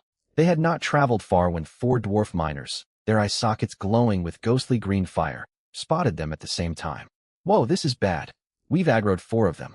How go? We need to fall back. There's too many, Zhao Dapeng exclaimed in alarm. Before he could finish his sentence, Lu Hao's left hand conjured volley after volley of fireballs, launching them one after another. Each fireball struck one monster, and the splashing flames washed over the other 3 beside it. Boom, boom, boom.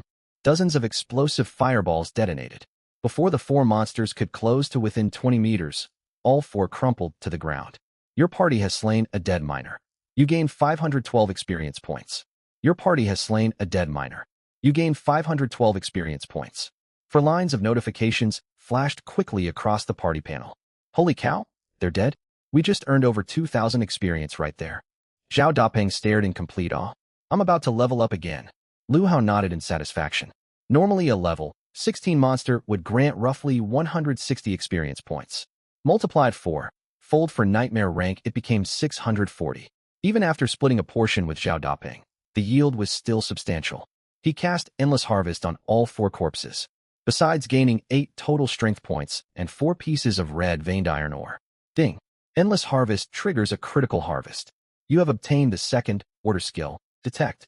Detect reveals basic information about minerals or living creatures. Awesome.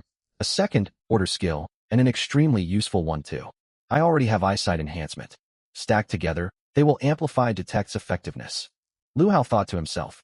Trapped within these lightless caverns year in and year out, these miners had spent their days digging for ore. Over time, they had developed an innate talent for identifying mineral veins. He cast Detect on one of the dwarf miner corpses. Deceased dwarf miner level 16 Nightmare Enhanced Strength, 250 Agility, 60 Spirit, 30 Constitution, 90 Skill, Pickaxe Strike. A miner bound by the mine's curse. Even in death, he endlessly repeats the labor of digging ore. Hostile toward all intruders. Perfect. It shows the monster's level, stats, and even its skills. Lu Hao was overjoyed. The effect exceeds my expectations. With this information, I can formulate targeted strategies against every kind of abomination. These dwarf miners possess a terrifying strength stat of 250 points. I can endure their blows thanks to my high health, but Zhao Dapeng would not survive more than 2 or 3 hits. Fortunately, their constitution is not especially high. With my unique ability to instantly restore mana, I can blast them down in volleys before they ever get close enough to land a strike. These explosive fire spells are absolutely vital. Once I finish clearing the mysterious mine, my next goal will be a fire element dungeon. I hope I can further strengthen my fire, affinity, and fire-based skills. How go? I feel terrible. I haven't contributed anything at all, and I'm just reaping all this experience. Zhao Dapeng said from behind him, equal parts excited and guilty. He had paid 700,000 to hire Fong Yan's trio. Back then, he estimated he would not have earned even 30% of the experience he was gaining right now.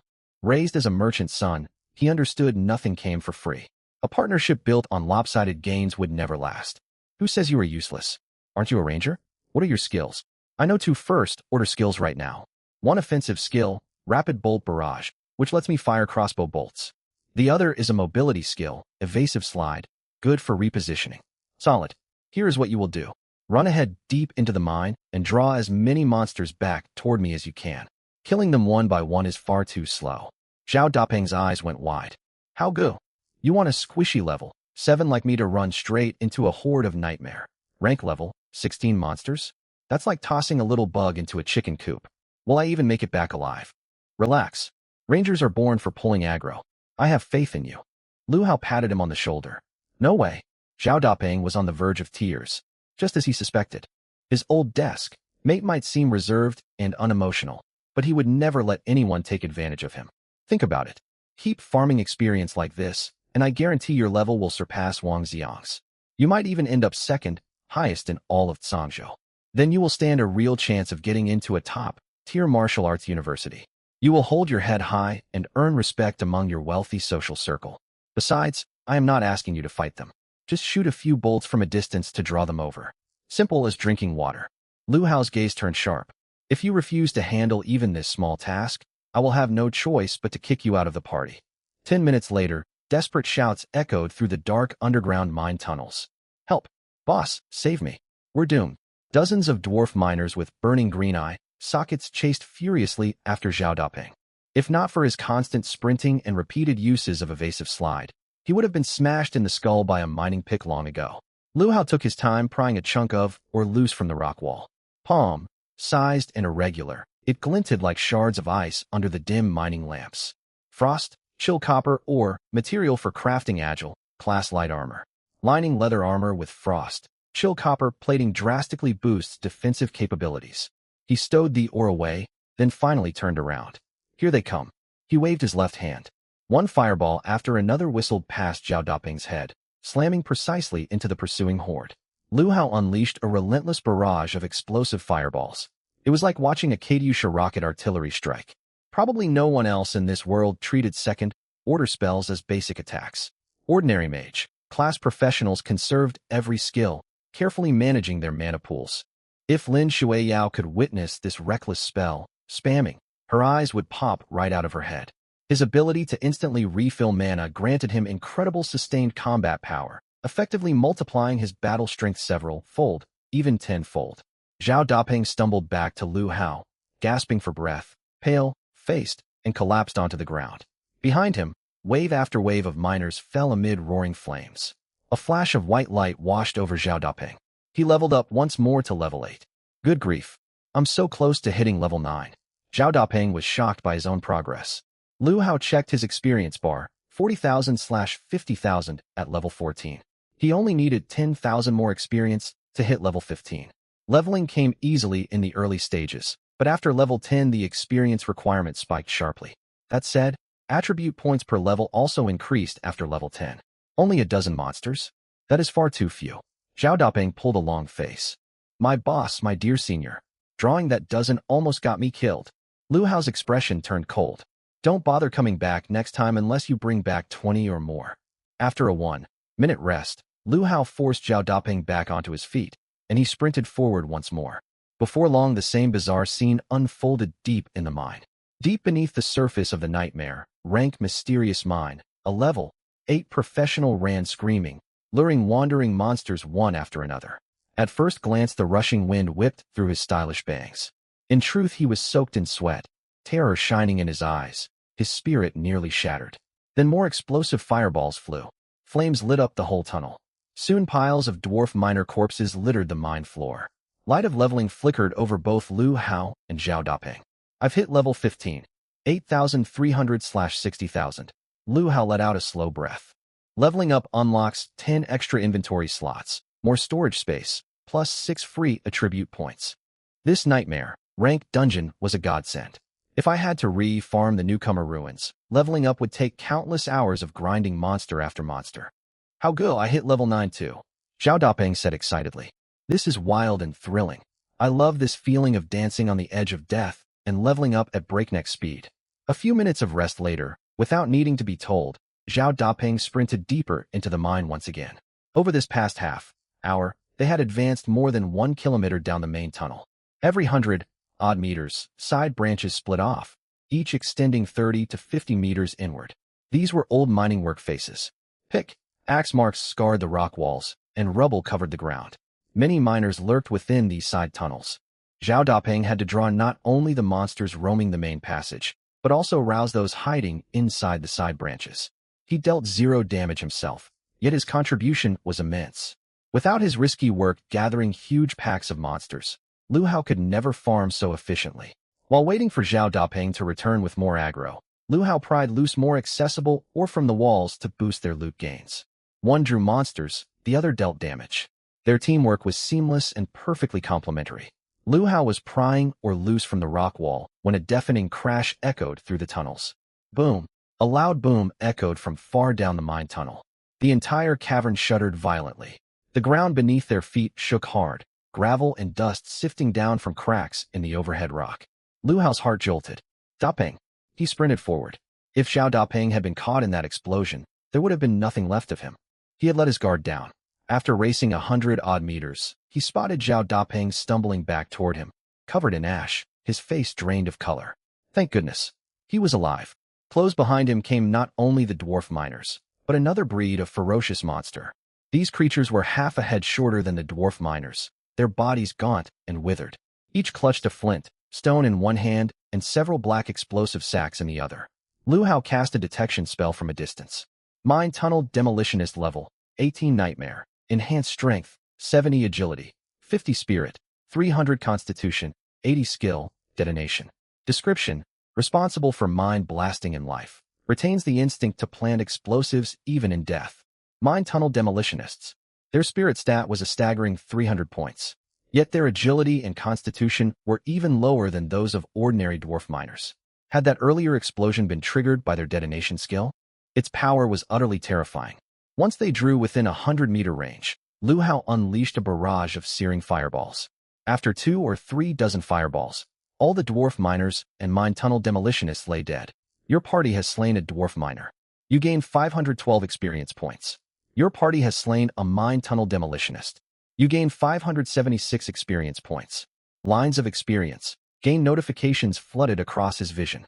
These demolitionists plant explosives, Zhao Daping gasped, still badly shaken. I nearly stepped on one a moment ago. Can you keep luring monsters? I can. Zhao Daping's eyes blazed. After all, leveling up alongside Lu Hao was like riding a rocket. In less than an hour, he had gained 2 levels and reached level 9. Opportunities that could rewrite one's life came but once. Miss it, and it would never return. In a 5-man party led by a level 20 high-tier professional, experience shares would be thin. Besides, few dared attempt nightmare difficulty at all. I've noticed something. These demolitionists are actually quite dim-witted. As long as you avoid stepping on their planted explosives, they pose almost no threat. Lu Hao nodded. What his detection spell revealed matched exactly what Zhao Daping had said.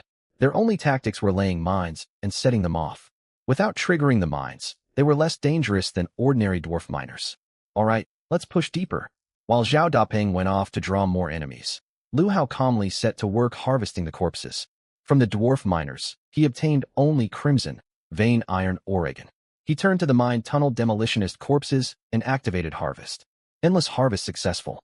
Spirit plus 2 molten, fire iron ore times 1.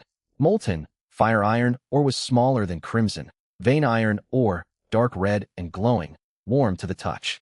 Far denser, equipment forged from it was 30% stronger than crimson, vein iron gear. It was a common material for crafting fine-grade and superior weapon frames. Lu Hao hefted the chunk, satisfied, and stowed it in his storage compartment. Molten, fire iron ore fetched twice the market price of crimson, vein iron Oregon. Suddenly ding. Endless harvest triggers a critical harvest. You have acquired the second order skill, detonation art, detonation. Art second order. Condense fire element energy at a target location to form a concealed compressed detonation point. Upon mental activation, it inflicts massive damage across a 50-meter radius. Damage falls off with distance. Consumes 200 stamina. 30-second cooldown. A second order skill. Lu Hao's eyes lit up. If this detonation art packed the same earth-shattering force as the earlier blast, this second order skill was vastly more powerful than his scorching fireball. Granted, its mechanics were somewhat cumbersome. Plant the charge first, then wait for enemies to wander into range before triggering it. But none of that mattered, so long as the power was there. While Lu Hao and Zhao Daping cut a swathe through the mine tunnels, students began streaming into the professional association hall. Having laid their foundations in the beginner's secret realm, everyone sought more efficient places to level, and field dungeons were the obvious choice. 1-5. Woman team drew countless gazes as they entered. All 5 were strikingly beautiful, especially Lin Shuiyao at their head. Her moon, white mage robe set off her cool, ethereal bearing, catching even the eyes of independent professionals. Several acquaintances hurried over. Shuiyao, did you hear? Wang Xiang got here ages ago. He brought family retainers and entered the mysterious mine on hard difficulty. A petite girl spoke up. Hard difficulty? Zhou Ji raised an eyebrow. This dungeon caps at level 20. Even with high-level backing, clearing hard is no trivial feat. He's gunning for first place, Su once said grimly. Hard difficulty grants double experience, but he may well bite off more than he can chew. Pay him no mind. A tall, sharp, featured female shield maiden stepped out behind Lin Shuiyao. This was Lin Wei, Lin Shuiyao's older cousin. Home for university break to fill the front tank role. Shuiyao, today we'll run level 10, Thornwood Grove. Steady and safe. Lin Wei was a veteran, far more experienced than the younger girls. Lin Shuiyao showed little interest in Wang Xiang's doings and turned to the petite girl. Xiao Lin, you arrived early. Have you seen a student going by the alias Blaze? Su Wan's eyes flickered. She too had been looking for him. Her suspicions ran deeper. She could not shake the feeling that Blaze was Lu Hao. No one had believed her when she brought it up after the beginner's secret realm. Blaze, the mysterious powerhouse from those forum posts. Shaolin shook her head. Though another student party just headed into the mysterious mine. The whole hall is buzzing. You'll never guess who it is. Who? Su Wan's heart skipped a beat. Zhao Dapeng and Lu Hao. Su Wan's throat tightened. So he really had come. The Zhao family is wealthy. They could simply hire high-ranked professionals to carry them. What is there to make a fuss about? Zhou Ji scoffed. One nouveau riche brat and a low-rank harvester. What could they possibly accomplish? The thing is, Zhao Dapeng did originally hire 3-level, 20 professionals. Before they could enter the dungeon, Wang Xiang publicly declared that anyone who grouped with Lu Hao would be making an enemy of the Wang family. The 3 contractors left on the spot, and no one else dared take their job. That's outrageously high-handed of Wang Xiang, the priestess Xiao Shui protested. But they are only level 6 between them. How can they even enter a level 20 dungeon? Zhou Ji pressed. They went in as a 2-man party, Shaolin answered. Reckless. Xiao Shui grew alarmed. Monsters in this 20-level dungeon outmatched them completely. Lin Shuiyao frowned. My father only just pulled him out of danger in the square. Now he goes rushing into certain death. He will not learn his lesson until disaster strikes. And that is not the craziest part. Shaolin raised her voice. They selected nightmare difficulty. Silence fell. Zhou Ji, Xiao Shui, and Lin Shuiyao froze as though turned to stone. What? Nightmare difficulty? Zhou Ji blurted out. Are they out of their minds? That was what everyone else was thinking. After several long seconds, Lin Shuiyao asked, how long have they been inside? Nearly 2 hours. That Lu Hao. Lin Wei shook her head. The dual-class professional you were talking about. That's him. Harvester plus E-rank fire mage. Lin Wei let out a cold laugh. When you leave high school and see the wider world, you will understand. Perception can matter more than raw power. This boy is plainly reckless and lacks good judgment. You're absolutely right, Senior Lin Wei. Zhou Ji chimed in, sneering. Birds of a feather flock together. He and Zhao Dapeng are cut from the same cloth. Su Wan kept silent. Back in the beginner's secret realm, she had sensed surging vitality and an unfathomably deep spiritual wellspring emanating from Lu Hao. She refused to believe he was merely an E-rank fire mage. Inside the dungeon, while waiting for Zhao Dapeng to lure more monsters, Lu Hao harvested monster corpses and pried loose, hanging or from the mine walls. He had collected well over 100 pieces of crimson, vein iron ore and molten, fire iron ore, plus some 20 chunks of frost, blue copper he had chiseled free. Another windfall. Still, these ores were of fairly low grade. Sold raw without being refined through his harvestability, they would only be worth roughly 30 to 50,000 credits. But once processed by endless harvest into pure refined ingots, the value could multiply 10-fold, even dozens of times over. This was his power to turn base materials into treasure. If he could later get his hands on rare ores and refine them, the profits would soar even higher. They had traveled roughly 3 kilometers along winding main tunnels when the cavern suddenly opened up into a vast underground chamber. Both men stared in surprise. This was a gigantic mining pit, some 300 meters across with a 30-meter high domed ceiling. Abandoned mine carts and collapsed timber frames lay scattered everywhere. Countless monsters roamed in the distance. Zhao Dapeng's expression turned grave. This is the mining pit Fang Yin warned us about. He said if even one miner is roused here, every single one wakes at once. That is what makes this dungeon segment so brutal. He glanced toward Lu Hao. Can you handle this, Hao Ji? Lu Hao frowned as well. Powerful as he was, and endless as his fire magic might be, hundreds of monsters charging in from every direction would overwhelm even him. Standing at the pit's edge, he slowly surveyed the whole chamber, then a faint grin tugged at his lips. I've got a plan. Though your job is going to be considerably harder this time. Zhao Dapeng looked at Lu Hao, a bad premonition welling up inside him. How? Gee, you aren't going to make me draw hundreds of monsters over here, are you? Exactly. How?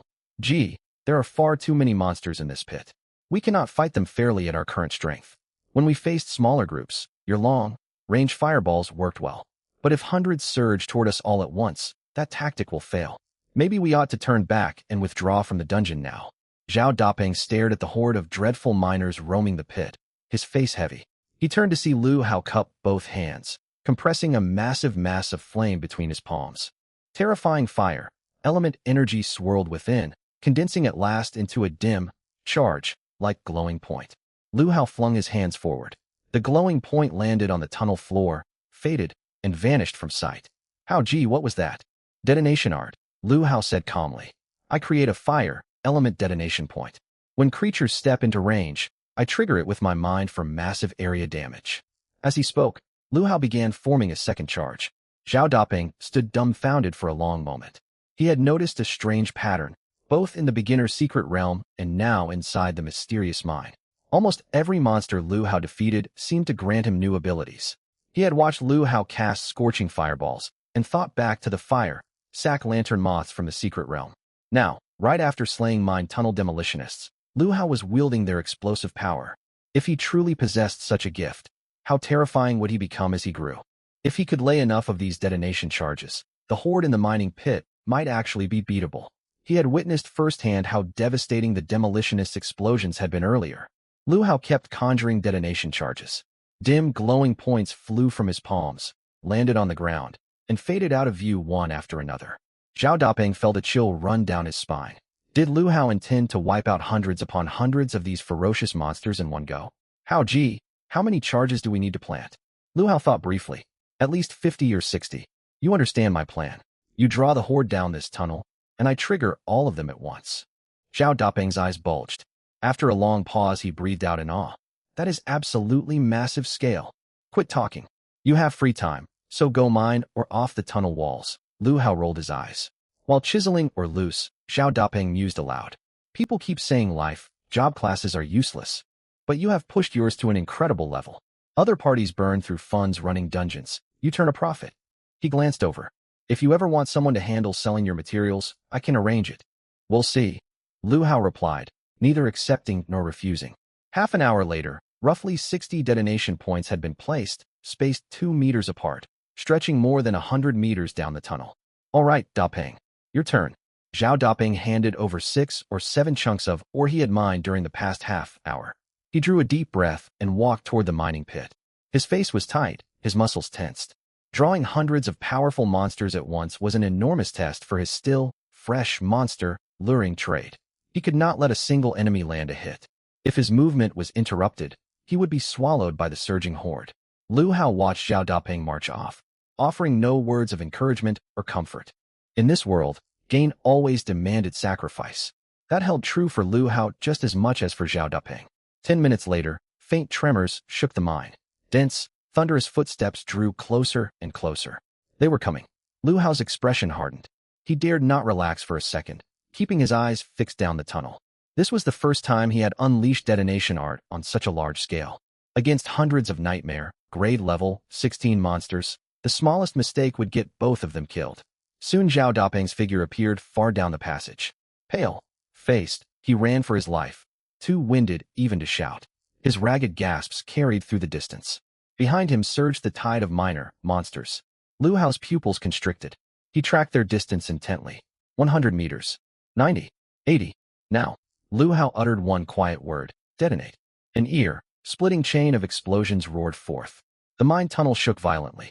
Shock. Waves hurled loose or into the air, shattering it into flying shrapnel. Zhao Dapeng stood closest to the blast. The shock wave threw his body clear off the ground. Thanks to all his recent level-ups, every stat point having gone into agility, he twisted mid-air and landed safely beside Lu Hao. He spun around, staring at the tunnel swallowed by fire and smoke, completely stunned. Gee, that detonation art is unbelievably destructive. Lu Hao's own face was grave. He had not anticipated how overwhelming massed second-order detonations could be. In future, he would have to carefully calculate safe distances. Otherwise, he might injure himself before killing the monsters. The 60-odd charges detonated in quick succession, and within half a minute the chaos subsided. As smoke and dust cleared, both men gaped. The wide tunnel was carpeted with countless corpses of dwarf miners and mine tunnel demolitionists. Gee, Zhao Dapeng's voice shook. Are they all dead? Hundreds of them. Bright leveling auras burst out around the two of them one after another. Lu Hao leveled twice. Zhao Dapeng flared 4 times in succession. Whoa, I gained 4 levels. Zhao Dapeng cried out in shock. He whirled toward Lu Hao. I get it now. Back in the beginner's secret realm, rumors went around about an overpowered party that wiped out every monster. leaving none for other students. That was never a whole team. That was just you. I jumped 4 levels straight to level 13. This must break the record for fastest student leveling in decades. The best decision I ever made in my life was sticking with you. Hao Ji. You are my greatest fortune. As Zhao Dapeng marveled, Lu Hao checked his status panel. He had gained 2 levels, sitting at level 17 with 40,000/80,000 experience. This single slaughter had netted him nearly 200,000 experience points. 12 free attribute points and 20 extra storage slots were his. The thrill was intoxicating. Not bad. Since entering this dungeon, he had climbed more than 3 levels. Zhao Dapeng stepped forward to look over the piles of corpses. Lu Hao's gaze sharpened. He barked sharply. Zhao Dapeng, watch out. At the same time, he cast swift step and shot forward like an arrow. A massive figure loomed before Zhao Dapeng. Out of the dim mine, shadows, a whip, like cords sliced through the air straight toward him. Whoosh! Lu Hao hurled a scorching fireball first. Boom! The shadowy giant was struck and driven backward several paces. The whip's path skewed. It cracked against the ground beside Zhao Dapeng's right side, sending stone fragments flying. Zhao Dapeng reacted fast, sliding backward and sprinting away. Against all odds, one monster had survived the chain of explosions. Lu Hao closed on the towering silhouette, throwing a powerful punch without hesitation. Before the giant could raise its whip again, the blow sent its bulky form flying backward. Lu Hao followed instantly with another scorching fireball. Fire erupted, and the huge body crashed heavily to the ground, motionless at last. Your party has slain Foreman Overseer Boss. You gained 2,304 experience points. Good grief. It had been the dungeon's boss. Still shaken, Zhao Dapeng walked over beside Lu Hao. He saw an enormous, obese humanoid monster clutching a thick rope whip. This was the Overseer Boss. That explained how it had clung to life through the blasts. Naturally, it had been reduced to a sliver of health. It was not that the boss was weak, but that 60 stacked detonations were simply too much to endure. Lu Hao spoke in a low, serious tone. Stay alert. One careless mistake down here can cost us our lives. Brother Hao, you saved me again, Zhao Dapeng said, still trembling with fright. I don't know how to repay you. How about I introduce my sister to you? Cut the nonsense, Lu Hao said, lost for words. Still, his mind involuntarily conjured the image of that wild girl with smoky eye makeup who could floor the gas and push her ride past 300 kilometers per hour in 10 seconds. He walked over to the corpse of the boss monster, crouched down, and placed his hand on the body. You obtained Bloodvein Steel Mother or ×3 Strength plus 5 Endless Harvest triggers a critical strike. You have acquired D-tier Strength talent. Strength Surge detected that you possess 2 D-tier Strength Surge talents. Do you wish to fuse them? Fuse. You obtain C-tier talent. Strength Fission C-tier talent. Strength unleashes in a fission burst. Attacks deal 400% damage and generate piercing/shockwave effects capable of bypassing armor. You obtain second-tier skill, Shock Slam second tier. Strike with weapon or fist to unleash an attack covering an 8-meter forward fan-shaped area. Inflicts a daze effect on all targets within range, reducing their movement speed and attack speed by 30% for 4 seconds. Hitting targets additionally triggers panic. There is a 50% chance targets will cease attacking and freeze in place for 1.5 seconds. Lu Hao's eyes lit up. A surge of elation washed over him. He'd hit the jackpot. This boss dropped incredible loot. Not only ores and attribute points, but also a D-tier strength talent and a second-tier area of effect strength skill. Truly, nightmare. Difficulty dungeons were brutal, yet their rewards were equally astonishing. But now that they'd slain the final boss, had they cleared the entire dungeon? Dapeng, let's move. Let's see what lies ahead. For the next half-kilometer, they encountered almost no monsters. The mine tunnel steadily narrowed until it only allowed 2 or 3 people to walk side by side. Just as Lu Hao and Zhao Dapeng thought there was no way forward and the dungeon had come to an end, a doorway suddenly came into view. It resembled the entrance to a tomb. They pushed the door open, and purple light flooded their vision. Before them stood an underground palace constructed entirely from dark purple crystals. The hall stood roughly 30 meters high and spanned over 100 meters wide. The purple crystals emitted a deep, dim glow, bathing the entire space in an ethereal radiance. Something's wrong. Lu Hao's expression turned grave. The architectural style of this palace clashes completely with the mine tunnels. It doesn't feel like part of the same dungeon. Fang Yin never mentioned an underground palace either. Zhao Dapeng looked around and swallowed hard. Miners dug deeper underground year after year. Everyone assumed they were after or, but perhaps their true goal was to find this palace, Lu Hao said slowly. You mean this palace is a hidden secret realm within the dungeon? Zhao Dapeng exclaimed in shock. That's right, Lu Hao nodded. Inside the professional association hall, a 5-person team materialized out of a teleportation array. It was Lin Shuiyao's group. Joy showed on every member's face. Sister Wei, you're incredible. With you protecting us, those monsters couldn't break through our formation. The fight was so easy. Zhou Ji said gratefully. Absolutely. I almost felt unnecessary as the healer. Priest Xiaoxiu said excitedly. We cleared the Breeze Plains dungeon in under an hour, and each of us leveled up. Lin Wei smiled faintly, a hint of arrogance in her tone. They were merely level 10 ordinary beasts. It would be a farce if any could slip past my guard and reach you. She savored the admiring gazes from Zhou Ji and Xiaoxiu. Back when she first entered university, she had looked up to senior students with that very same expression. Lin Shuiyao turned her gaze to the dungeon information hologram in the hall and frowned. Wang Xiang and Lu Hao's party entered the mysterious mine cave. Haven't they come out yet? Not yet, a woman replied beside her. It was Fang Yan. She had been forced to leave the party due to pressure from the Wang family, leaving Lu Hao and Zhao Dapeng to venture into the nightmare, difficulty mysterious mine cave alone. She had remained in the hall ever since, consumed by guilt and anxiety. She could not rest easy until she saw Lu Hao and Zhao Dapeng emerge safely. This was a large-scale dungeon. A normal clear would take 6 to 8 hours. The Wangs entered the hard difficulty. They must have made thorough preparations. If they haven't exited, they're still advancing deeper, Lin Shuiyao mused. But Zhao Dapeng and Lu Hao, logically speaking, they shouldn't be able to progress far inside the dungeon at all. A nearby professional let out a scoff. Advance. Don't make me laugh. Those two only went in to save face. They're probably hiding near the entrance, just waiting out the timer. Neither Lin Shuiyao nor Fang Yan argued. From their perspective, there was no other possibility for Lu Hao and Zhao Dapeng besides wasting time at the dungeon entrance. Perhaps they even fell asleep by the entrance. Lin Wei shook her head. Forget them. There's no point wasting attention on people like that. Let's head into the level 12 dungeon next. Shortly afterward, the 5 of them turned and stepped through another teleportation-like gate. Zhao Manor.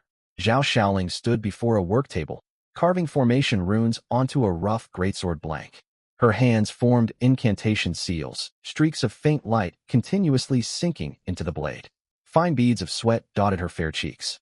As each rune formation burned into the metal, the greatsword emanated a cold, sharp glint, its cutting aura growing stronger. Then crack! A dull sound echoed out. The sword shattered completely, fragments scattering across the table. Failed again. Zhao Shaoling snarled in frustration. These materials simply could not withstand the formation she etched. The material purity needs to reach at least 90%. Frustration welled inside her. She stuffed the broken shards together with discarded or scraps into a sack, walked out of her room, and tossed the sack onto the waste pile in the backyard. She planned to meet her friends for drinks to lift her mood. Before she walked far, a faint red glint caught the corner of her eye. Zhao Shaoling froze abruptly and turned toward the pile of discarded ore. Her eyes widened as she fixed her stare on one spot. A thumb-sized dark red ore emitted a pure, gentle crimson glow tucked against the side of the rubble heap. She rushed forward in 3 quick strides, picked up the ore and examined it closely in her palm. The ore was no bigger than her thumb, crystal clear and deep red all over, marked with vein, like patterns without a single impurity. Ultra-high purity material. I would never have thrown away something this pure. How did it end up here? Her lips trembled, and she raised her voice sharply. Someone come here. Moments later, a butler hurried over. Miss, what is the matter? Pull the surveillance footage immediately. Check who has touched this waste or pile in the past 10 days. The butler blinked. Miss, do you suspect someone stole or from our estate? Zhao Shaoling shot him a sharp look. I told you to check the surveillance. Don't ask unnecessary questions. Right away, miss. 10 minutes later, surveillance footage displayed Lu Hao's figure. He picked up a piece of ore. Faint light shimmered in his palm, and before long the ore shrank down to thumb size. He tossed it aside casually. Then he turned to study a scroll alongside Zhao Dapeng, as if nothing had happened.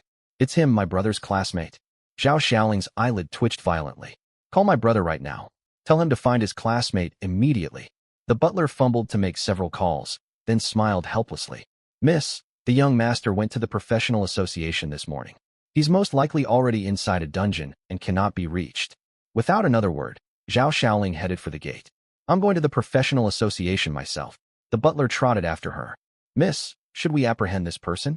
Shall I arrange several combat professionals to accompany you? Zhao Xiaoling paused. That's a good idea. Bring 2 guards. Bring him back no matter what. A brilliant light lit up her eyes, brighter than any excitement she had ever known. Downtown Sangzhou, inside a towering skyscraper, in a reception room, old Wu sat on a sofa. Across from him was a young woman in her 20s. She wore a tailored black business suit that accentuated her slender waist and long legs. Her long hair was tied into a neat low bun, revealing a delicate, icy beautiful face. Her eyebrows resembled distant mountains, her eyes clear as autumn waters.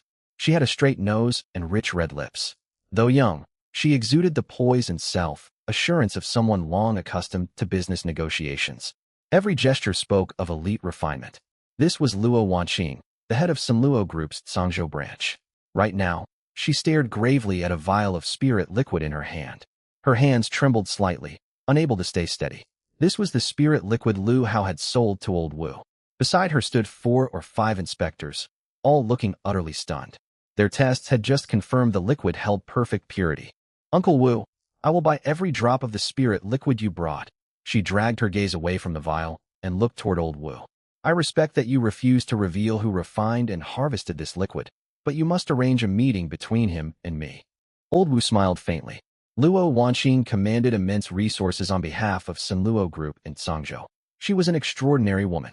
Yet she had lost her composure the moment he showed her the spirit liquid. I already spoke to him. He agreed to meet you tonight. Wonderful. Excitement surged across Luo Wanqing's face, staining her cheeks pink. A quarter of an hour later, everyone left the room. Luo Wanqing strode quickly in her high heels. This matter is far too significant. I must report to headquarters right away. This industry may be on the verge of a complete reshuffle. 10 minutes afterward, in another room, an ordinary-looking inspector wheeled testing equipment back to the laboratory. He had been one of the technicians who examined the perfect, grade spirit liquid. He glanced around cautiously once he confirmed no one was nearby, quickly pulled out his phone, and dialed a number.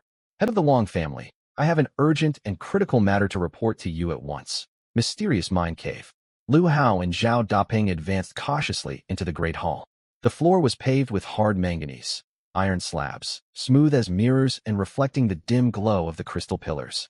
6 thick square stone pillars lined each side of the hall, carved all over with twisted, eerie runes. At the far end of the hall rose a stone platform. Upon the platform sat a massive throne. Behind it, countless swords jutted upward, their points aimed straight at the domed ceiling. A heavy aura of battle and blood washed over the 2 men. Their expressions grew solemn. When they looked toward the base of the throne, their pupils shrank. Hidden in shadow beside the throne stood a human-shaped figure. They had been immediately drawn to the throne upon entering and only now noticed the shadowy form.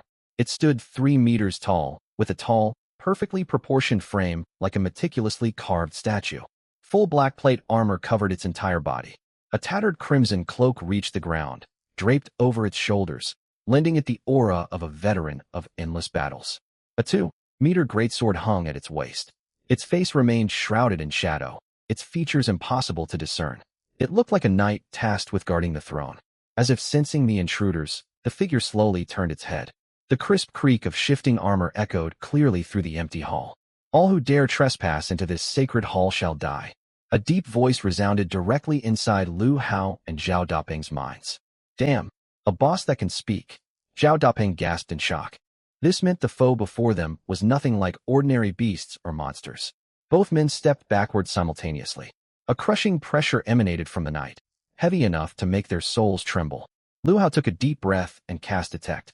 Shadow Knight, Kel'Thuzad level, 22 boss, Shadow empowered strength, 480 agility, 350 spirit, 300 constitution, 500 skills, Shadow Summon.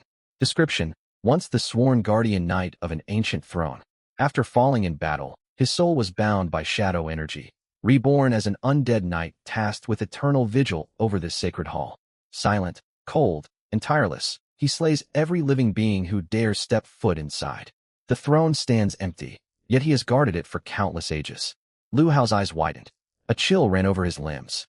He knew the enemy would be formidable, but he had never imagined its stats would be this outrageous. He was not certain he could win this fight. He clenched his right fist tight. You may be powerful, but I am no weakling either. I possess a versatile set of talents.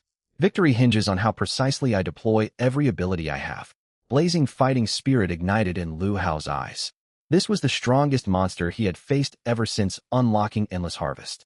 Dapeng, get out of here now, he said grimly. But Brother Hao, fighting him alone, Zhao Dapeng blurted anxiously. Dapeng, you stand no chance against this creature. Your presence will only hinder me. Leaving is the greatest help you can offer. Mark my words.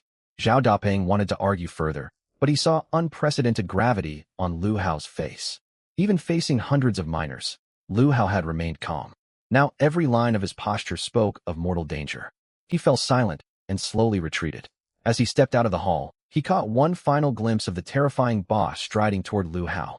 The knight wrapped his hand around the greatsword's hilt, dragging the blade along the stone floor to create a shrill scraping sound. Though still more than 200 meters separated them, overwhelming pressure crashed toward Lu Hao like a tidal wave. Beside the towering knight, Lu Hao looked tiny, like a small boat caught in a raging storm. Zhao Dapeng slid down to sit with his back against the hall wall behind the doorway. He balled his hands into tight fists. When life or death danger arrived, all he could do was watch helplessly. He was too weak, worthless. I used to think my family's wealth meant I could live a carefree life, partying every night, he muttered. But when a true trial of strength arrives, I can only hide away. Wealth means nothing. True courage has nothing to do with money. Zhao Dapeng's eyes grew red. Heavy, thudding footsteps suddenly accelerated through the empty hall. Shadow Knight Kel'Thuzad broke into a hunched sprint. His greatsword scraped across the manganese, iron ground, carving a glowing white trail of sparks with a piercing whine. 100 meters from Lu Hao, he leaped high and raised the sword overhead. Shadow energy condensed into a black crescent arc along the blade, crashing down toward Lu Hao. At the same instant, red light burst from Lu Hao's left hand, and a fireball shot forward. Kel'Thuzad did not even glance at it. His sword swept through the air. A soft crack echoed as the fireball split apart, scattering embers. The sword's momentum never faltered, descending like a crashing mountain. If it landed, Lu Hao would be cut down instantly. Swift step. Lu Hao darted sideways. Boom. The greatsword slammed into the spot where he had stood. Manganese, iron stone exploded, shards flying like shrapnel. A terrifying half-foot, deep gash split the ground, spiderwebbing outward with cracks. Lu Hao ducked and circled to the knight's flank, throwing an upward punch toward his waist. Kel'Thuzad reacted with impossible speed, dragging his sword horizontally to unleash another black arc of energy. Lu Hao dared not block it. He pushed hard off the ground and launched himself upward. The dark slash skimmed just beneath his feet. Mid-air, Lu Hao twisted his torso, channeling power into his fist and striking toward the knight's neck armor. Kel'Thuzad's sword was overextended and too slow to defend. He countered with a punch of his own, meeting Lu Hao's right fist head-on. Boom. The collision unleashed a visible ring of shockwave ripples. Lu Hao flew backward, rolling several times before regaining his footing. Kel'Thuzad's massive frame staggered backward more than 3 meters before stabilizing. Several cracks spiderwebbed across the gauntlet on his left hand. If this had been an ordinary exchange of blows, Lu Hao would have suffered, as his base strength fell short of the knight's.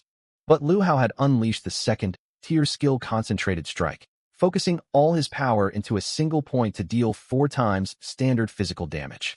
A cold smirk tugged at Lu Hao's lips. You are strong, yet I am far from easy prey.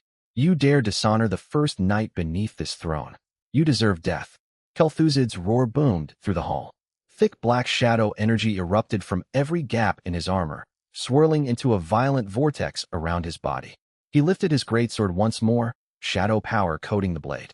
A slash tore through the air with a sonic boom. Shadow slash. A jet, black sword wave swept forward, shattering the manganese, iron slabs in its path. Lu Hao retreated rapidly while firing 3 successive explosive fireballs from his left hand. The first was split apart by the sword wave. The second slammed into the knight's chest plate, leaving scorch marks. The third struck squarely against his face guard. Boom. Flames erupted. Kel'Thuzad's head snapped backward, yet only a single crack appeared on his faceplate. A monster that won't go down. Lu Hao gritted his teeth. He suddenly quickened his pace, circling the stone pillars lining the edge of the hall. His left hand continuously summoned and launched explosive fireballs one after another like a meteor shower. Some fireballs were sliced apart by Kel'Thuzad's sword, yet many more landed on his shoulder armor, leg guards, and torso. Flames clashed violently against shadow energy inside the hall. Every detonation shook the purple crystal dome overhead, sending fragments raining down. This was Lu Hao's tactic. He used his smaller size and agility to kite the knight around the stone pillars, chipping away at his health with unceasing long-range fire attacks. In less than 3 minutes, the two sides had exchanged hundreds of blows. Kel'Thuzad grew increasingly enraged. "Vile human, will you face me in honorable knightly combat?" Lu Hao was also under immense strain.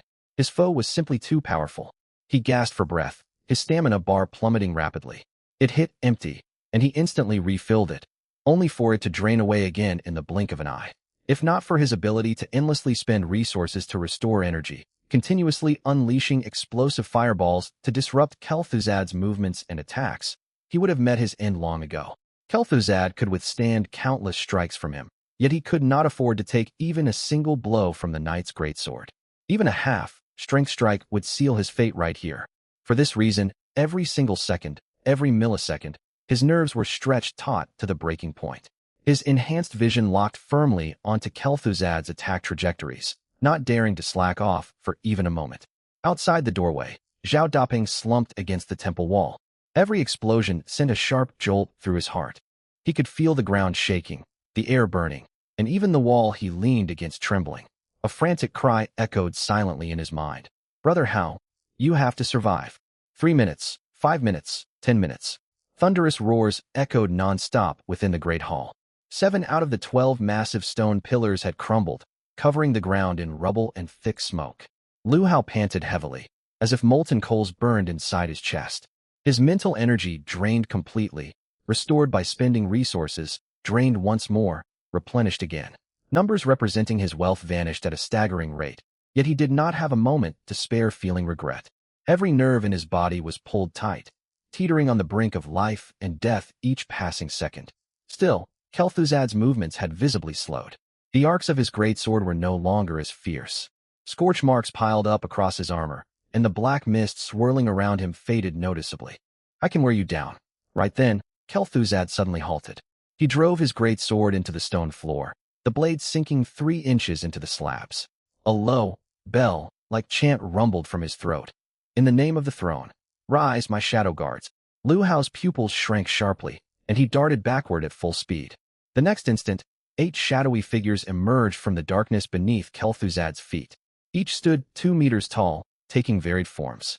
Some resembled twisted wolves, others mummified infantrymen. 2 towering, muscular humanoid shadows each wielded a long whip. They were none other than shadow forms of the Mind Foreman bosses. 8 pairs of eerie green eyes lit up within the shadows, all locking onto Lu Hao in unison. In that instant, the oppressive aura filling the hall more than doubled. The air seemed to thicken, making every breath a struggle.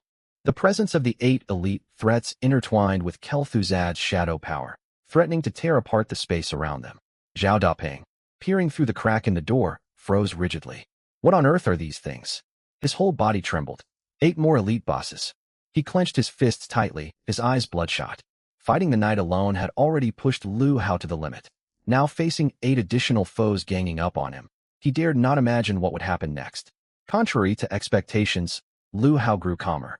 He stood before the 8 shadows and Kel'Thuzad, his figure small like a tiny boat amid raging storm waves. Yet his back remained straight, blazing fire burning in his eyes. He could not afford to falter. The slightest hesitation meant death. He raised his left hand, gathering flames in his palm once more. "Take out the smaller ones first, then the big one."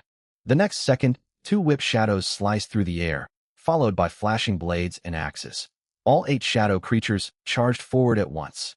Lu Hao pushed off the ground, shooting sideways in a rapid burst. "I originally saved this trump card for Kel'Thuzad. Looks like it'll go to you 8 instead." Boom! A deafening detonation erupted from within the hall.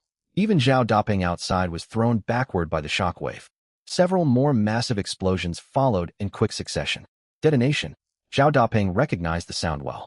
Back in the mine tunnels, Lu Hao had triggered more than 60 of these in one go.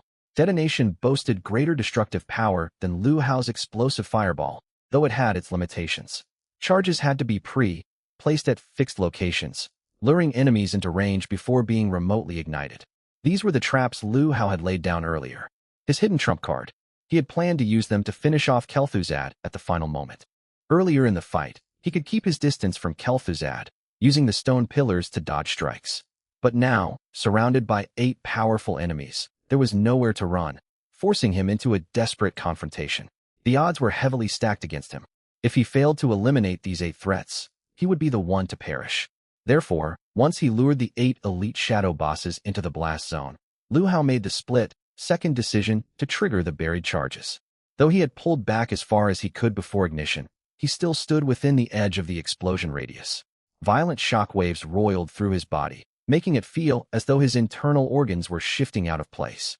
He spat out a mouthful of blood with a cough. Naturally, the 8 elite shadow bosses caught in the center of the blast fared far worse. Inside the hall, Lu Hao watched the 8 staggering shadow figures, a cold smirk tugging at his lips. This was his opening. Shock strike. Gritting his teeth against his injuries, he threw a punch. A fan-shaped wave of force surged outward like a raging tide. 5 of the shadow creatures, still dazed from the explosions, took the hit head-on. Their movement and attack speeds dropped by a third, moving as if trapped in slow motion. One was stricken with panic, freezing in place and halting its assault. Die! Lu Hao sprinted forward, instantly closing the distance to the immobilized shadow monster. A concentrated strike crashed home. Boom! The shadow creature was sent flying more than 20 meters. It crashed onto the ground, then dissolved into a cloud of black mist and vanished. One down. Lu Hao twisted his body and kicked off the ground, launching himself toward the second shadow. An explosive fireball formed in his left hand, and his fist and flame struck simultaneously. Second down. Another brutal battle dragged on for more than 10 minutes. When Lu Hao drove his fist through the chest of the final shadow creature, it dissolved into black mist and vanished completely. All 8 shadow figures were slain. Silence fell over the hall, broken only by Lu Hao's ragged, wheezing breaths echoing through the space. His hands and feet trembled faintly. The force of the blasts and shadow energy had torn his clothes into tattered rags. Dozens of wounds crisscrossed his arms and back. Blood dripped from his forearms onto the shattered stone slabs, pooling into dark red puddles. The dual drain on stamina and mental energy left his complexion ashen, his lips cracked and dry. Yet his eyes burned with unyielding fighting spirit. He kept his gaze locked firmly on Kel'Thuzad ahead. The Shadow Knight stood there, leaning on his greatsword. His armor was covered in scorch marks and cracks. The chain of explosions had dealt him heavy damage as well. Pieces of his shoulder plating and other armor segments had shattered. Lu Hao spoke in a hoarse voice, enunciating each word clearly. It's your turn. The moment the last word left his mouth, the stone beneath his feet split apart. He shot forward like a falling meteor. Full sprint activated. He moved so fast only a blurred afterimage lingered in the air. Red light flared brightly in his left palm, and an explosive fireball streaked forth trailing flame. The instant Kel'Thuzad swung his sword to shatter the fireball, Lu Hao closed in beside him. He channeled concentrated strike to its maximum limit, his fist carrying quadruple strength amplified by the shocking penetration power granted by his C-rank talent. He slammed it hard against the armor joint covering the right knee of the Shadow Knight. Crack! A sickening sound of splintering metal rang out across the hall. The knee guards on Kel'Thuzad's leg fractured piece by piece. His entire right leg buckled, and his body lurched sideways. The Shadow Knight roared in rage and agony. A ruthless grin tugged at Lu Hao's mouth. You are not invincible. Boom, boom, boom, boom. The two clashed once more in lightning, quick combat. Sweeping greatsword strikes, bursting fireballs, crushing fist blows, shadow slashes. Every collision sent visible shockwaves rippling outward. The remaining stone pillars collapsed one after another under the impact, scattering stone fragments everywhere. The shadow slash was undeniably devastating. Even without taking a direct hit, the surging shadow power left Lu Hao in agony. He could feel shadow energy eroding his body relentlessly. He coughed up another mouthful of blood. He slid down from a broken pillar, dropping to his knees. He planted his palms on the ground and struggled to catch his breath. He lifted his head to see Kel'Thuzad raising his greatsword, shadow energy gathering along the blade. Could he retreat? No. Retreat meant death. Zhao Dapeng would die too. Come on. I want to see how many fireballs you can endure. My energy is endless. My will is tougher than yours. Boom after boom. Explosive fireball had a 2-second cooldown. Lu Hao fired them continuously, as if carrying an endless missile launcher. Whenever his stamina bar emptied, he spent resources to refill it, only for it to drain once more. He burned through wealth at an astonishing pace, yet he did not so much as frown. They traded blows at range and up close, circling and striking, fighting hundreds more rounds of ferocious combat. A long time passed. Outside, Zhao Dapeng listened to the constant explosions echoing out of the hall. But the sharp whistling of the greatsword grew less and less frequent. Finally, a thunderous crash rang out, and every sound fell silent. Zhao Dapeng's whole body jolted, his heart skipping a beat. He scrambled shakily to his feet and charged madly toward the doorway. "Brother Hao, where are you? Don't die." The second he rushed into the hall, he froze completely. The grand, solemn underground temple had turned into a genuine ruin. All 12 giant stone pillars had collapsed, shattered into countless sharp chunks covering the ground. The durable manganese iron flagstones were carved with dozens of terrifying deep gashes left by the greatsword. This no longer resembled a temple at all. It looked like a battlefield where two ancient ferocious beasts had fought to the death. Soon, he spotted a familiar figure standing upright. His clothes were torn to shreds, covered in wounds from head to toe, a thoroughly wretched sight. Yet his expression was strangely calm. Before him lay a corpse, the body of the Shadow Knight, Kel'Thuzad. "Brother Hao, we won." Tears of joy streamed down Zhao Dapeng's face as he shouted and sprinted forward. Lu Hao had finally defeated this strange boss and survived. But his condition was utterly dire. Zhao Dapeng quickly checked Lu Hao's injuries, then pulled out a vial of red potion and handed it over. "Medium recovery potion, restores vitality." Lu Hao took it and drained it in one gulp. His wounds began to heal rapidly before their eyes.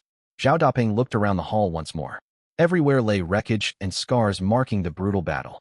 Shock overwhelmed him completely.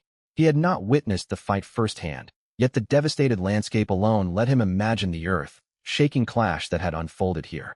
If anyone hadn't seen this with their own eyes, who would believe this destruction came from a man who only advanced to his new class a few days ago? To take down a boss of this caliber single-handedly, no one would believe it if word got out. Zhao Dapeng wandered slowly, gazing at the wreckage and muttering to himself in awe. How ridiculous. Everyone thought he was just a production specialist or a low-level fire mage. If his true strength were revealed, it would shake the world. Just how powerful is he? Incredible, absolutely incredible. Zhao Dapeng ran a hand along a deep sword mark etched into a half-broken pillar. He gasped in shock. "If that strike landed on me, my head would be severed instantly. I'd die on the spot." Lu Hao was not as badly hurt as he appeared. He had dozens of wounds, but all were superficial injuries. Only his tattered clothes made him look disastrous. At that moment, what Lu Hao felt was not pain, but surging excitement deep inside. This battle had been a fight between life and death. One wrong move at any point, and the corpse on the ground would have been his, not Kel'Thuzad's. Still, the rewards from this fight were unimaginably generous. It filled him with exhilaration. It was all worth it. Every bit worth it. Before Zhao Dapeng rushed in after Kel'Thuzad fell, Lu Hao had already used Endless Harvest on the knight's corpse. Your Endless Harvest triggered a critical harvest. You harvested Profound Origin Strength plus 10 Obsidian Starstone times 3 Blue Vein Cold Iron or times 3. You obtained C, Rank Talent, Heart of Shadow. Heart of Shadow C, Rank Talent. Gain Adept Command over Shadow Power.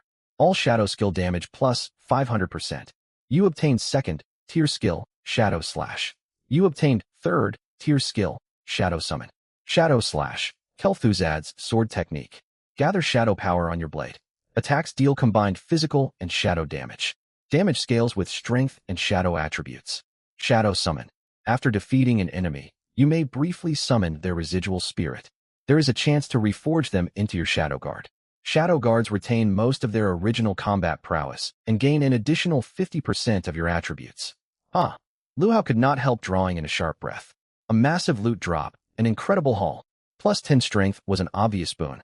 Every point of attribute steadily boosted his combat power. This was the most fundamental advantage, and one of the divides separating low rank and high rank profession holders. He looked at the 6 pieces of ore he had gained. This was one of the resources he had come to this secret mine dungeon to seek. He had looked up information on materials for crafting equipment the previous day. Basic ores included iron, copper, and other metals for forging. Higher purity ores fetched higher prices. These were common resources, similar to the ore he had collected before. Far more valuable, however, were special metal ores with unique properties. Like these. He stared at the ore in his palm. Obsidian Starstone. Irregular chunks, pitch black, dotted with faint silvery specks resembling starlight. It was a high-grade ore. While classified as iron-bearing ore, it possessed extraordinary toughness. Ground into powder, it could be made into starshine coating. When applied to heavy armor or shields, it greatly improves impact resistance and elemental defense. It can also be forged into high-hardness heavy weaponry. It rarely appeared on the market. The second type, blue vein cold iron ore, was dark blue-gray with icy crack patterns on the surface, cool to the touch. Another variant of iron ore. It carried innate frost properties, suitable for crafting light armor, longswords, daggers, and other agility-focused weapons, adding minor frost damage to strikes. Also a rare high-grade ore. These 6 pieces alone could easily sell for over 600,000 currency. If refined into high purity or through his endless harvest, their value would climb even higher. The hours of brutal combat, especially the clash inside the hall, had burned through 600,000 of his original 800,000 currency. Lu Hao let out a bitter smile. Still, wealth exists to be spent. Besides, what he gained far outweighed the 600,000 cost. The C-rank talent, Heart of Shadow. This was the highest grade talent he had ever obtained from a single endless harvest. Fortune truly favors those who dare to take great risks. The more terrifying and powerful a monster, the stronger its origin, and the higher quality harvests available after defeating it. Ordinary beasts in beginner secret realms only yielded at most F-rank gains. I need to seek out more high-risk areas in the future. Unexplored territory would be ideal. With this shadow talent unlocked, I have opened a new path to grow stronger. His gaze drifted to the description of Shadow Slash. I even harvested Kel'Thuzad's exclusive sword art, a second-tier skill blending shadow and physical damage, truly formidable. He recalled their earlier fight. Every swing of the knight's sword brought agony, even on near misses. He dared not suffer a direct blow. Lu Hao mimicked sword swings with his empty hand, trying to activate the technique. Nothing happened. It seemed Shadow Slash required a bladed weapon to use. He had now reached level 18. Level advancement would surely slow from here on. It was time to start considering proper equipment. Every profession holder had 6 equipment slots: weapon, helmet, chest armor, leg guards, boots, accessories. Filling them would comprehensively boost combat ability. Ordinary gear will do me little good, yet high-grade equipment costs a fortune. Lu Hao shook his head with a wry smile. I'll take things one step at a time. I can keep fighting without proper armor for a while longer if I have to. He then turned his attention to his newly acquired skill. Third-tier skill, Shadow Summon. His heartbeat quickened. This was his very first third-tier skill. It allowed him to summon the residual spirit of defeated foes, with a chance to turn them into shadow guards. These shadow guards retained nearly all their original strength and received a 50% attribute bonus derived from himself. In other words, as my attributes rise, my shadow guards will grow stronger alongside me. Excitement surged through Lu Hao. Shadow Summon was a treasure-tier skill. He remembered what he had read in textbooks at school. Dungeons and secret realms appearing across the human world were fragments torn from other planar civilizations. Named bosses, unlike ordinary monsters that could respawn, were unique existences. Some even left echoes in their original worlds, allowing for tracking. So what exactly did this underground hall belong to in its original plane? Who once sat upon the high throne? And what role did Kel'Thuzad play? For a moment, all kinds of guesses flashed through Lu Hao's mind. Yet none of them led to an answer. Forget it. How can a tiny fragment reveal the whole picture of a world? He shook his head, casting those thoughts aside. He refocused his gaze on Kel'Thuzad's corpse. If he could summon the fallen warrior to become his shadow guard, he would gain an unparalleled fighting general. Lu Hao's eyes widened slightly. He stepped forward to the corpse and uttered 4 words softly. Shadow Summon. In an instant, his mental power surged forth intertwined with shadow energy, rushing toward the massive body like an inky tide. The strain brought him a faint sense of dizziness. Still, he did not cut off the summoning. Instead, he channeled even more mental power into the corpse. The huge body jolted violently. Thick black mist seeped out through cracks in the armor, and eerie green flames ignited deep within its empty eye sockets. A ferocious aura burst out from the frame. At this moment, Lu Hao felt a towering resistance.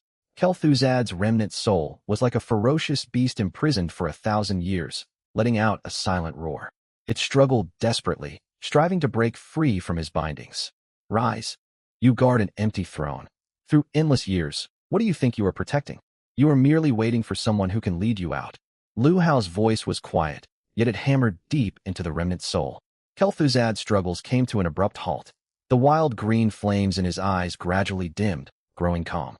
Eventually, they settled into 2 points of frigid, silent light. Creaking sounds echoed as Kel'Thuzad's towering figure slowly pushed itself up from the ground. Nearly 3 meters tall, he stood before Lu Hao like a looming mountain. His right hand gripped a greatsword tight, and his tattered cloak fluttered without wind. Then he dropped to one knee in front of Lu Hao, bowed his head, and said in a deep voice, "Master." Right then, Lu Hao sensed a faint, indistinct thread appearing within his spiritual sea, linking him to this shadow guard. "I hold absolute dominion over my shadow guards. I can reduce any of them to nothing at any time." There's also a system prompt. Each level up raises the maximum number of shadow guards I can summon. That means I can command 18 shadow guards in total right now. Lu Hao's chest heaved, and a faint smile tugged at his lips. It worked. The Shadow Knight Kel'Thuzad had become his first shadow guard. Shadow summon successful. Shadow Knight Kel'Thuzad has joined your retinue, retains 95% of his former abilities, and receives a 50% attribute bonus derived from his master. With a thought from Lu Hao, Kel'Thuzad's information surfaced in his mind. Name: Kel'Thuzad level, 22 strength, 488 agility, 355 spirit, 347 constitution, 524 skills, shadow summon. Lu Hao narrowed his eyes. Though Kel'Thuzad only retained 95% of his original power, the 50% attribute bonus from Lu Hao boosted his 4 core stats even higher than they had been in life. As Lu Hao grew stronger, Kel'Thuzad's strength would keep rising alongside him. This summoning unit possessed growth potential, a remarkable asset. From this moment on, I have another warrior whose strength rivals my own. Upon gaining his first Shadow Guard, Lu Hao noticed a Shadow Guard space unlocked on his status panel, allowing him to store and retrieve his summoned warrior at will.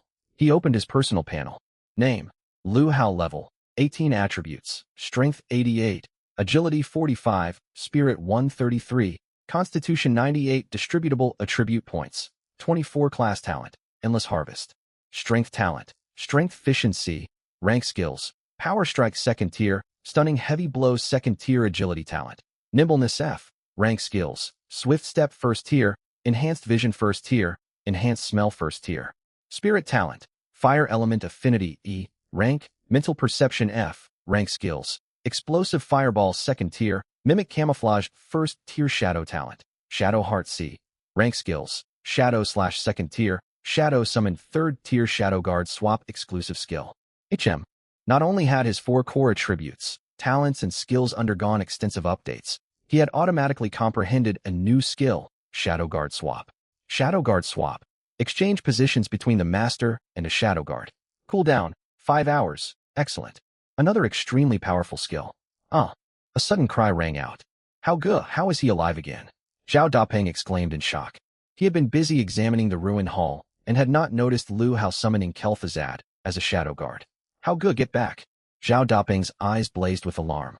Without hesitation, he shifted his footing and darted toward them. He reached out with his left hand to pull Lu Hao away while a crossbow materialized in his right hand. He pulled the trigger without hesitation, firing a bolt straight at Kel'Thuzad. Faced with the incoming projectile, the impassive Kel'Thuzad moved. He lifted his right hand and swatted the bolt aside with his greatsword. His left hand shot forward, seizing Zhao Dapeng by the collar and lifting him high off the ground. In merely one exchange, Zhao Dapeng was completely helpless in his grasp, like a frail chick. Zhao Dapeng's face turned pale. Run. Let him go. At Lu Hao's thought, Kel'Thuzad set Zhao Dapeng down at once. This, Zhao Dapeng's legs wobbled, and he nearly collapsed to the floor. There's no need to panic. He's a shadow guard I summoned. Your shadow guard? Zhao Dapeng stared in utter astonishment. A red sports car streaked forward like lightning, executing a sharp, elegant drift at the entrance of the association before sliding neatly into a parking spot. Zhao Shaoling strode quickly into the hall, accompanied by 2 family combat professionals and her steward. She wore a black crop top, and smoky eye makeup accentuated her cold, striking features. Tight trousers clung to her long legs, giving her an aloof yet bold bearing. Many male combat professionals in the hall turned to glance at her. As a gifted artifact crafter, Zhao Shaoling had a certain reputation in Sangzhou, and numerous combat professionals inside recognized her. A middle-aged man in ordinary clothing hurried over and greeted her respectfully. Master Zhao, what brings you to the Combat Professional Association today? Zhao Shaoling kept walking forward, not sparing him so much as a glance. An awkward look crossed the man's face, yet he dared not show the slightest resentment. Why does Uncle Lee call a teenage girl master? A young combat professional new to the circle whispered in surprise. The person beside him looked at him as if he were ignorant. You don't know second Miss Zhao, Master Zhao? She really is beautiful, comparable to the top beauties in our school. TCH, is that all you can notice? The other man scoffed. The Zhao girl boasts extraordinary talent for artifact crafting, blessed with a natural gift. The Zhao family once ran a small artifact workshop. She began learning from master craftsmen from childhood. She could craft equipment at 6 years old. By 15, she could forge superior, grade gear. At 17, she created fine, great artifacts, outshining many elderly veteran craftsmen. Word has it she awakened an S-rank talent, divine craftsman's heart, a few days ago. This is the highest tier talent in artifact crafting. No one can say what rank of equipment she will be able to forge in the future. If any of us obtain one of her works, our strength will surge greatly. Wow, such a prodigy. It's truly humbling to compare ourselves to her. The young combat professional looked on with envy. Where are those two useless fellows? Zhao Xiaoling stood at the entrance to the dungeon hall. The steward went to gather information before returning and lowering his voice. Miss, word is they entered the nightmare difficulty mysterious mine dungeon and have not emerged yet. What did you say? The level, 20 mysterious mine, and nightmare difficulty on top of that. Zhao Xiaoling blurted out in shock. Are they throwing their lives away? After a moment of silence, she asked, did they hire any powerful experts to accompany them? The steward shook his head. They entered alone, with no teammates. He then recounted the conflict between Lu Hao, Zhao Daping, and the Wang family that had unfolded in the association earlier. As she listened, the aloof, bold beauty's expression darkened. The Wang family? Humph, how arrogant. If anything happens to my elder brother, I will not let them get away with it. The steward nodded subtly toward a woman in the distance. Miss, that is Fang Yan. A cold smile tugged at Zhao Xiaoling's lips as her gaze locked onto Fang Yan. Fang Yan sensed Zhao Xiaoling's stare, and her expression shifted. She had met Zhao Xiaoling once last year, when she visited the Zhao family's workshop alongside senior practitioners hoping to purchase high-grade equipment. Right now, she was already weighed down by guilt, convinced her actions had put Zhao Daping and Lu Hao in mortal danger. Master Zhao, I take responsibility for what happened to young Master Zhao. Fang Yan stepped forward and bowed her head. Fang Yan, is it? You took my brother's payment, yet abandoned the team. Do you think the Zhao family can be bullied freely? No, I did not abandon the team. I was kicked out by that man named Lu Hao. I never imagined the two of them would enter nightmare difficulty mysterious mine. Fang Yan hurried to defend herself. Zhao Xiaoling refused to accept her explanation and said coldly, I have remembered you. The Zhao family will settle this score with you in due time. Fang Yan's face flushed crimson. She had feared constantly that Zhao Daping and Lu Hao might perish inside the dungeon. Now being reprimanded openly by Zhao Xiaoling left her unable to utter a single word. Miss, what should we do now? The steward asked. Wait. Zhao Xiaoling's face remained grim. My brother may be reckless and muddle-headed, but he would not seek his own death. She could not wrap her head around the situation, yet waiting was her only option. Time ticked by. A flash of teleportation light flickered. Someone had exited the dungeon. Zhao Xiaoling, the steward, Fang Yan, and the others all turned their attention toward the glow. It was not Lu Hao and Zhao Daping who emerged, but 5 strikingly attractive young women. Lin Shuiyao's party. They looked weary but wore smiles. Lin Wei clapped her hands as she walked out, her tone relaxed. We cleared the Thorn Grove in just over an hour. Normal difficulty is quite manageable. Cousin, you leveled up, didn't you? Your progress is faster than mine back then. Lin Shuiyao nodded, a faint smile on her lips. Yes, I'm level 11 now. 2 hours per dungeon, gaining 1.5 levels each run. The efficiency far surpasses the beginner's secret realm. Zhouji looked delighted. Fantastic. At this pace, we can clear at least 2 more dungeons today. We might even hit level 14. The priest Xiaoxue smiled in agreement. With Senior Wei leading us, dungeon runs are effortless. Monsters cannot break through our defenses. Suwan also wore a gentle smile. Her damage output had played a vital role within the dungeon. Many students who had awakened their classes alongside them were present in the hall. When they spotted Goddess Lin's party, they swarmed over. Goddess Lin, you're level 11 already? It's only half a day. At this rate, you could gain 4 levels today. You might even reach level 20 before the Grand Combat exam. She truly lives up to her title as an S-rank lightning mage. She's the highest level among our year. She's a shoe in for the Grand Combat exam. As they spoke, Lin Shuiyao's party noticed Zhao Xiaoling's group. Isn't that Zhao Dapeng's younger sister, Zhao Xiaoling? Zhouji looked surprised. She must be waiting for Zhao Dapeng. Xiao Xue said. Lu Hao and Zhao Dapeng still haven't come out. Lin Shuiyao's brows knitted together. Not yet, a nearby classmate replied. Could it be they truly died inside? The thought sparked a surge of frustration within her. Why would he refuse to listen to others' warnings? Why was he so stubborn, reckless enough to risk his own life? Zhouji beside her said, Shuiyao, I know you care. You were once close to him. But you exist in separate worlds now. You are a peerless talent, destined to enter top academies and rise to the pinnacle of combat professionals. He fled and left you behind. You even vouched for him in the beginner's secret realm square. You have already done more than enough. The priest Xiao Xue spoke sorrowfully. But he only just awakened dual classes. To survive the beginner's secret realm, only to lose his life here. What kind of dual class does he even have? Lin Wei let out a light laugh. Admiration flickered across Lin Wei's eyes as she continued. There was a senior student in our university with dual classes. She possessed dual B rank combat professions, the pinnacle for dual class practitioners. The university poured all its resources into nurturing her, and she was exceptionally talented. She claimed first place in every inter-class tournament. She also served as our student council leader. After graduation, major corporations and guilds competed to offer her generous contracts. Hearing the senior's inspiring story filled the surrounding high school students with longing. Stories of extraordinary figures from universities were what students craved most. Yet thinking of Lu Hao, another dual class holder, truly, two dual class practitioners, yet fated for vastly different lives. Senior Lin Wei, have you ever cleared the mysterious mine? Someone suddenly asked. Lin Wei wore an air of quiet pride and smiled calmly. I have cleared it, even held difficulty. Senior, you actually beat it? Held difficulty, no less. Several people exclaimed in shock. Last winter break, several classmates from influential families visited Sangzhou, and we formed a team to challenge it together. Wow, Senior, you're incredible. The crowd showered her with praise. Is the dungeon difficult? It is extremely challenging. Lin Wei's expression turned solemn, especially the large mining field inside. Back then our 5 party members were all level 20 advanced combat professionals equipped with top-tier gear, and we needed 3 attempts just to scrape out a victory. The high school students listened intently, full of yearning for university life and powerful combat professionals. At that moment, light flickered once more at the mysterious mine teleportation portal. A voice cried out, "Someone's coming out of the mysterious mine." In an instant, every gaze in the hall swiveled toward the light. Finally decided to emerge? Zhao Xiaoling's face clouded with anger. She was truly furious.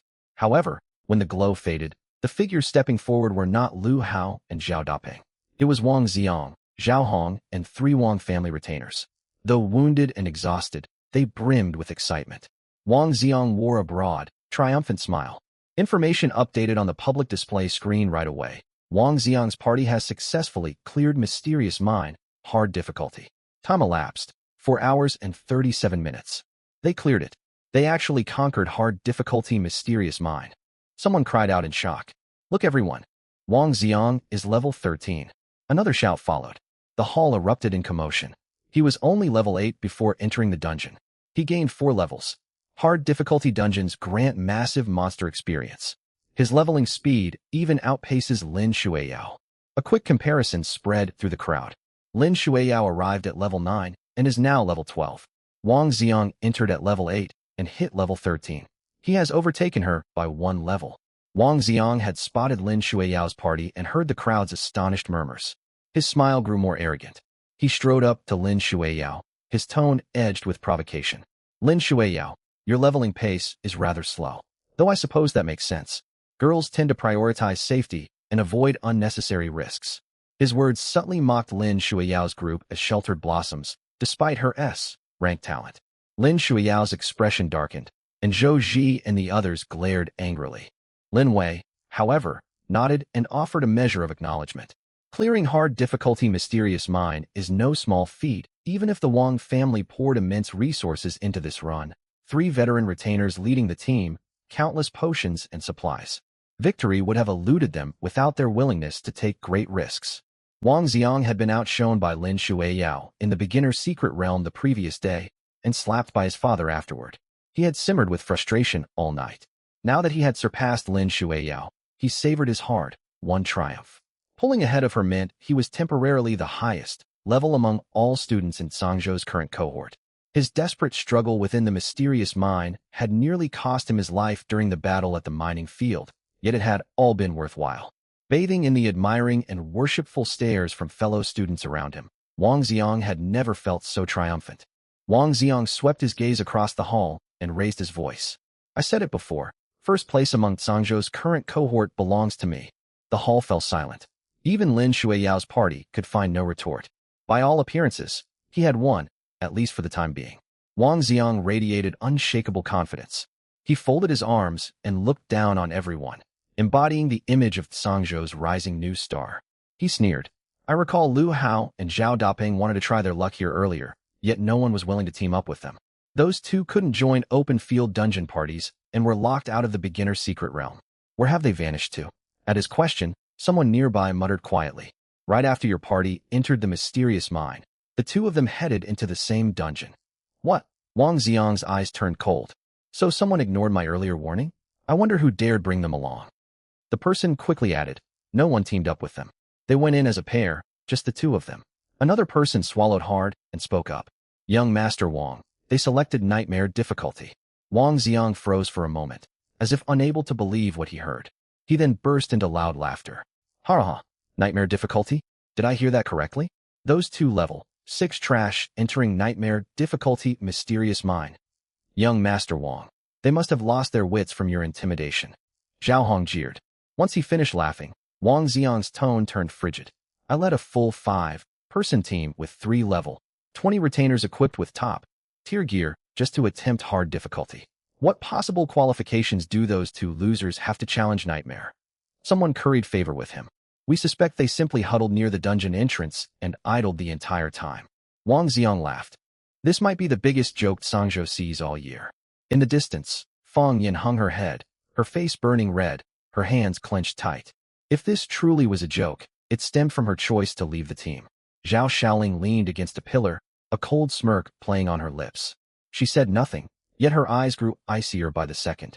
Wang Xiang turned toward Lin Shuiyao, his tone mocking. Lin Shuiyao, you seemed quite concerned about Lu Hao. Where is he now? The person you care about is waiting for death inside nightmare difficulty. Will you head in to save him? Lin Shuiyao's expression turned ugly. Wang Xiang, do not push things too far. Wang Xiang shrugged, looking utterly disdainful. Push things too far? I wonder how long the Lin family can keep protecting him. Right then, light flickered once more at the mysterious mine teleportation portal. Another group was exiting. Every head whipped around. 2 figures stepped out slowly. Who else could they be but Lu Hao and Zhao Dapeng? Speak of the devil, and he shall appear. Moments earlier, everyone had mocked the pair for being reckless, foolish, and lacking self-awareness.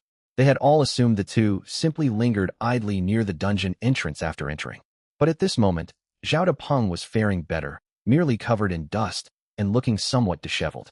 Lu Hao, however, wore clothes torn into rags, his body crisscrossed with wounds stained with blood, his appearance utterly miserable. Ha! Unrestrained laughter rang out.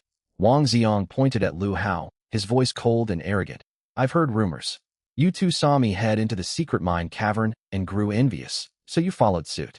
So tell me, did you manage to clear the instance too? Zhao Hong also jeered sarcastically. Yet what I heard says you two loitered near the entrance pretending to be busy, only to be chased out of the dungeon by wandering monsters.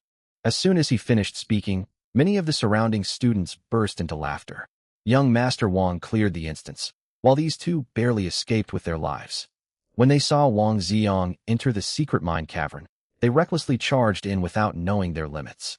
He returned victorious after clearing it, yet they wasted all their time lingering by the entrance. The professional cultivators waiting in the hall to watch the spectacle shook their heads. They wasted a precious scroll just to take a peek inside, and nearly lost their lives for it. Why bother? They ought to know full well the gap between Wang Xiang's team's strength and their own. These two youngsters, relying on their family's wealth, squander scrolls and act recklessly.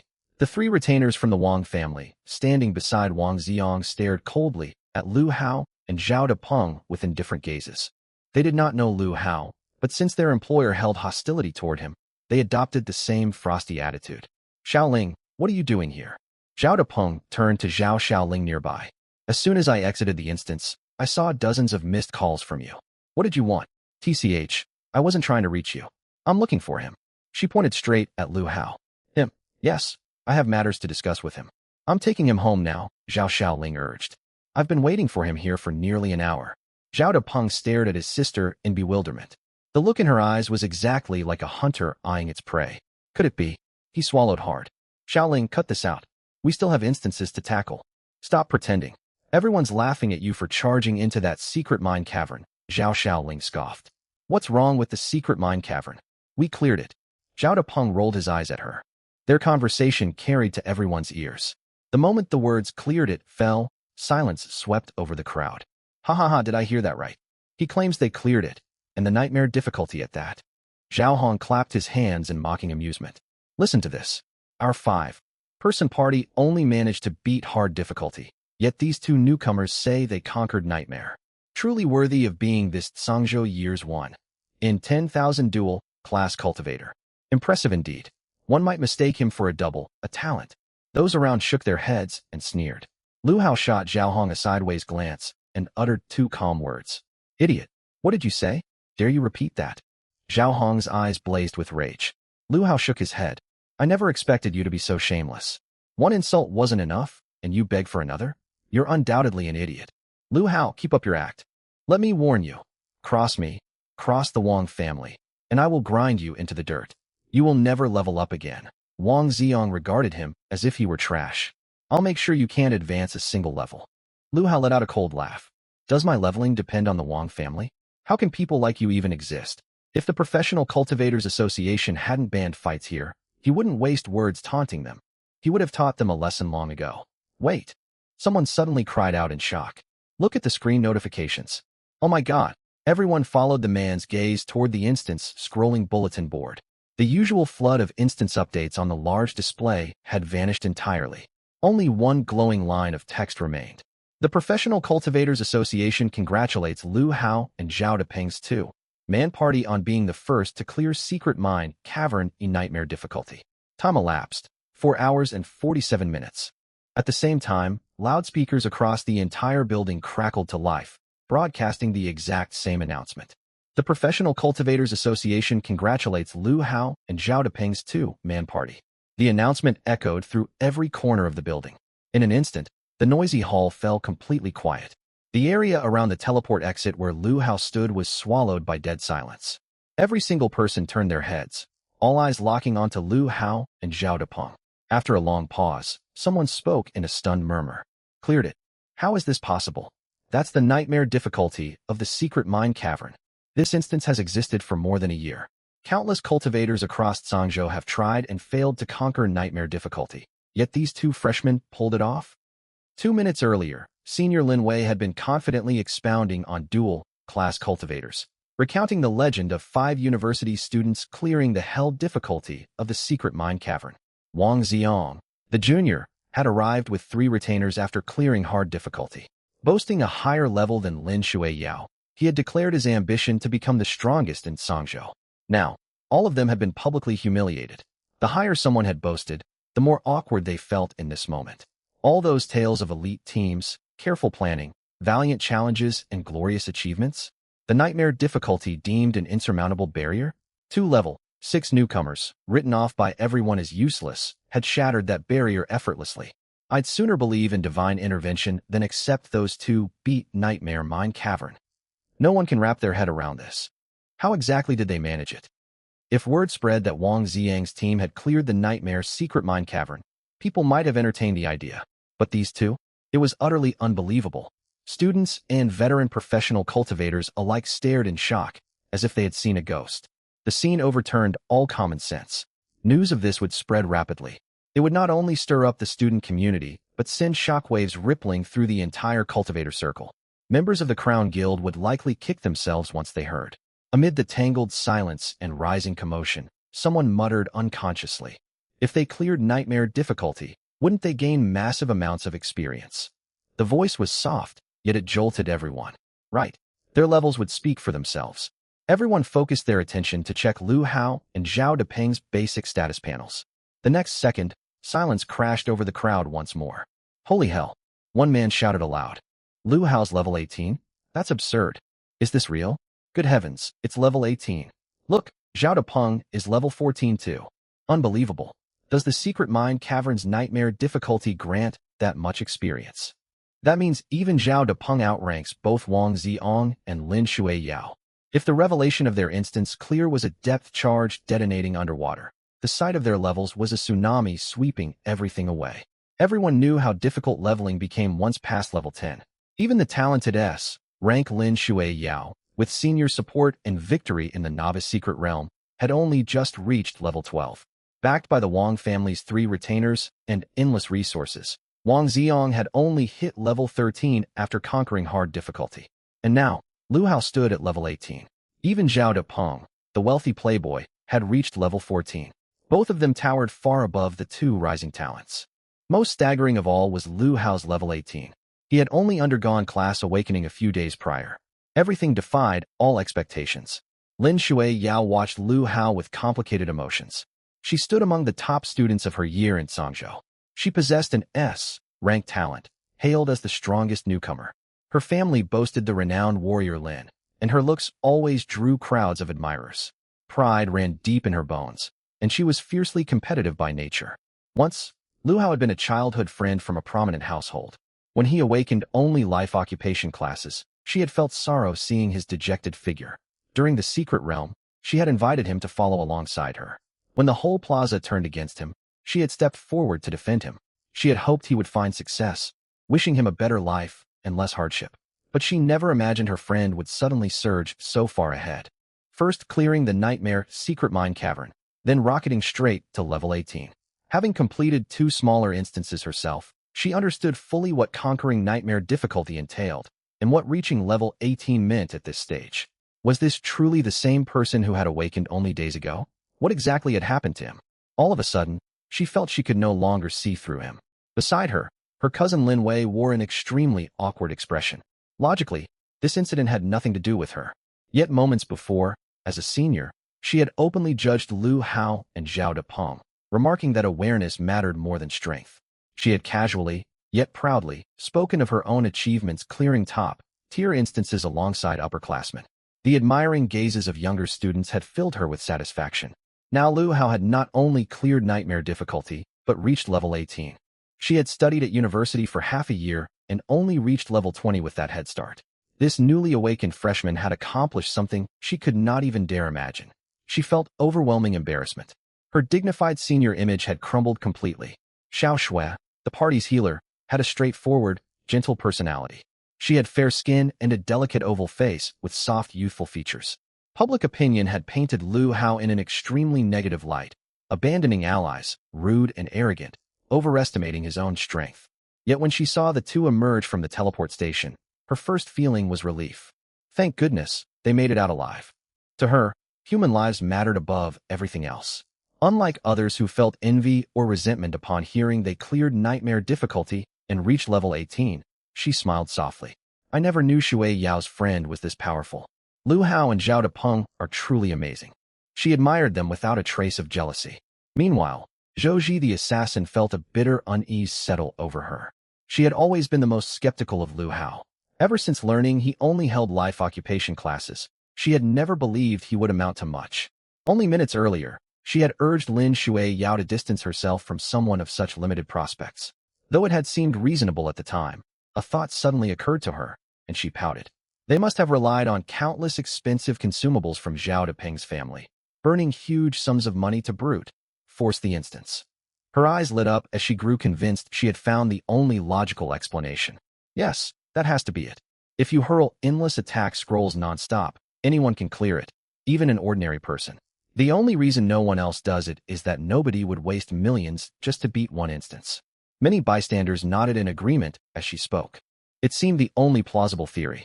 Standing close by, Su Wan had remained quiet, yet she had not taken her eyes off Lu Hao for a single moment. She shook her head internally. They were all wrong. Terribly wrong.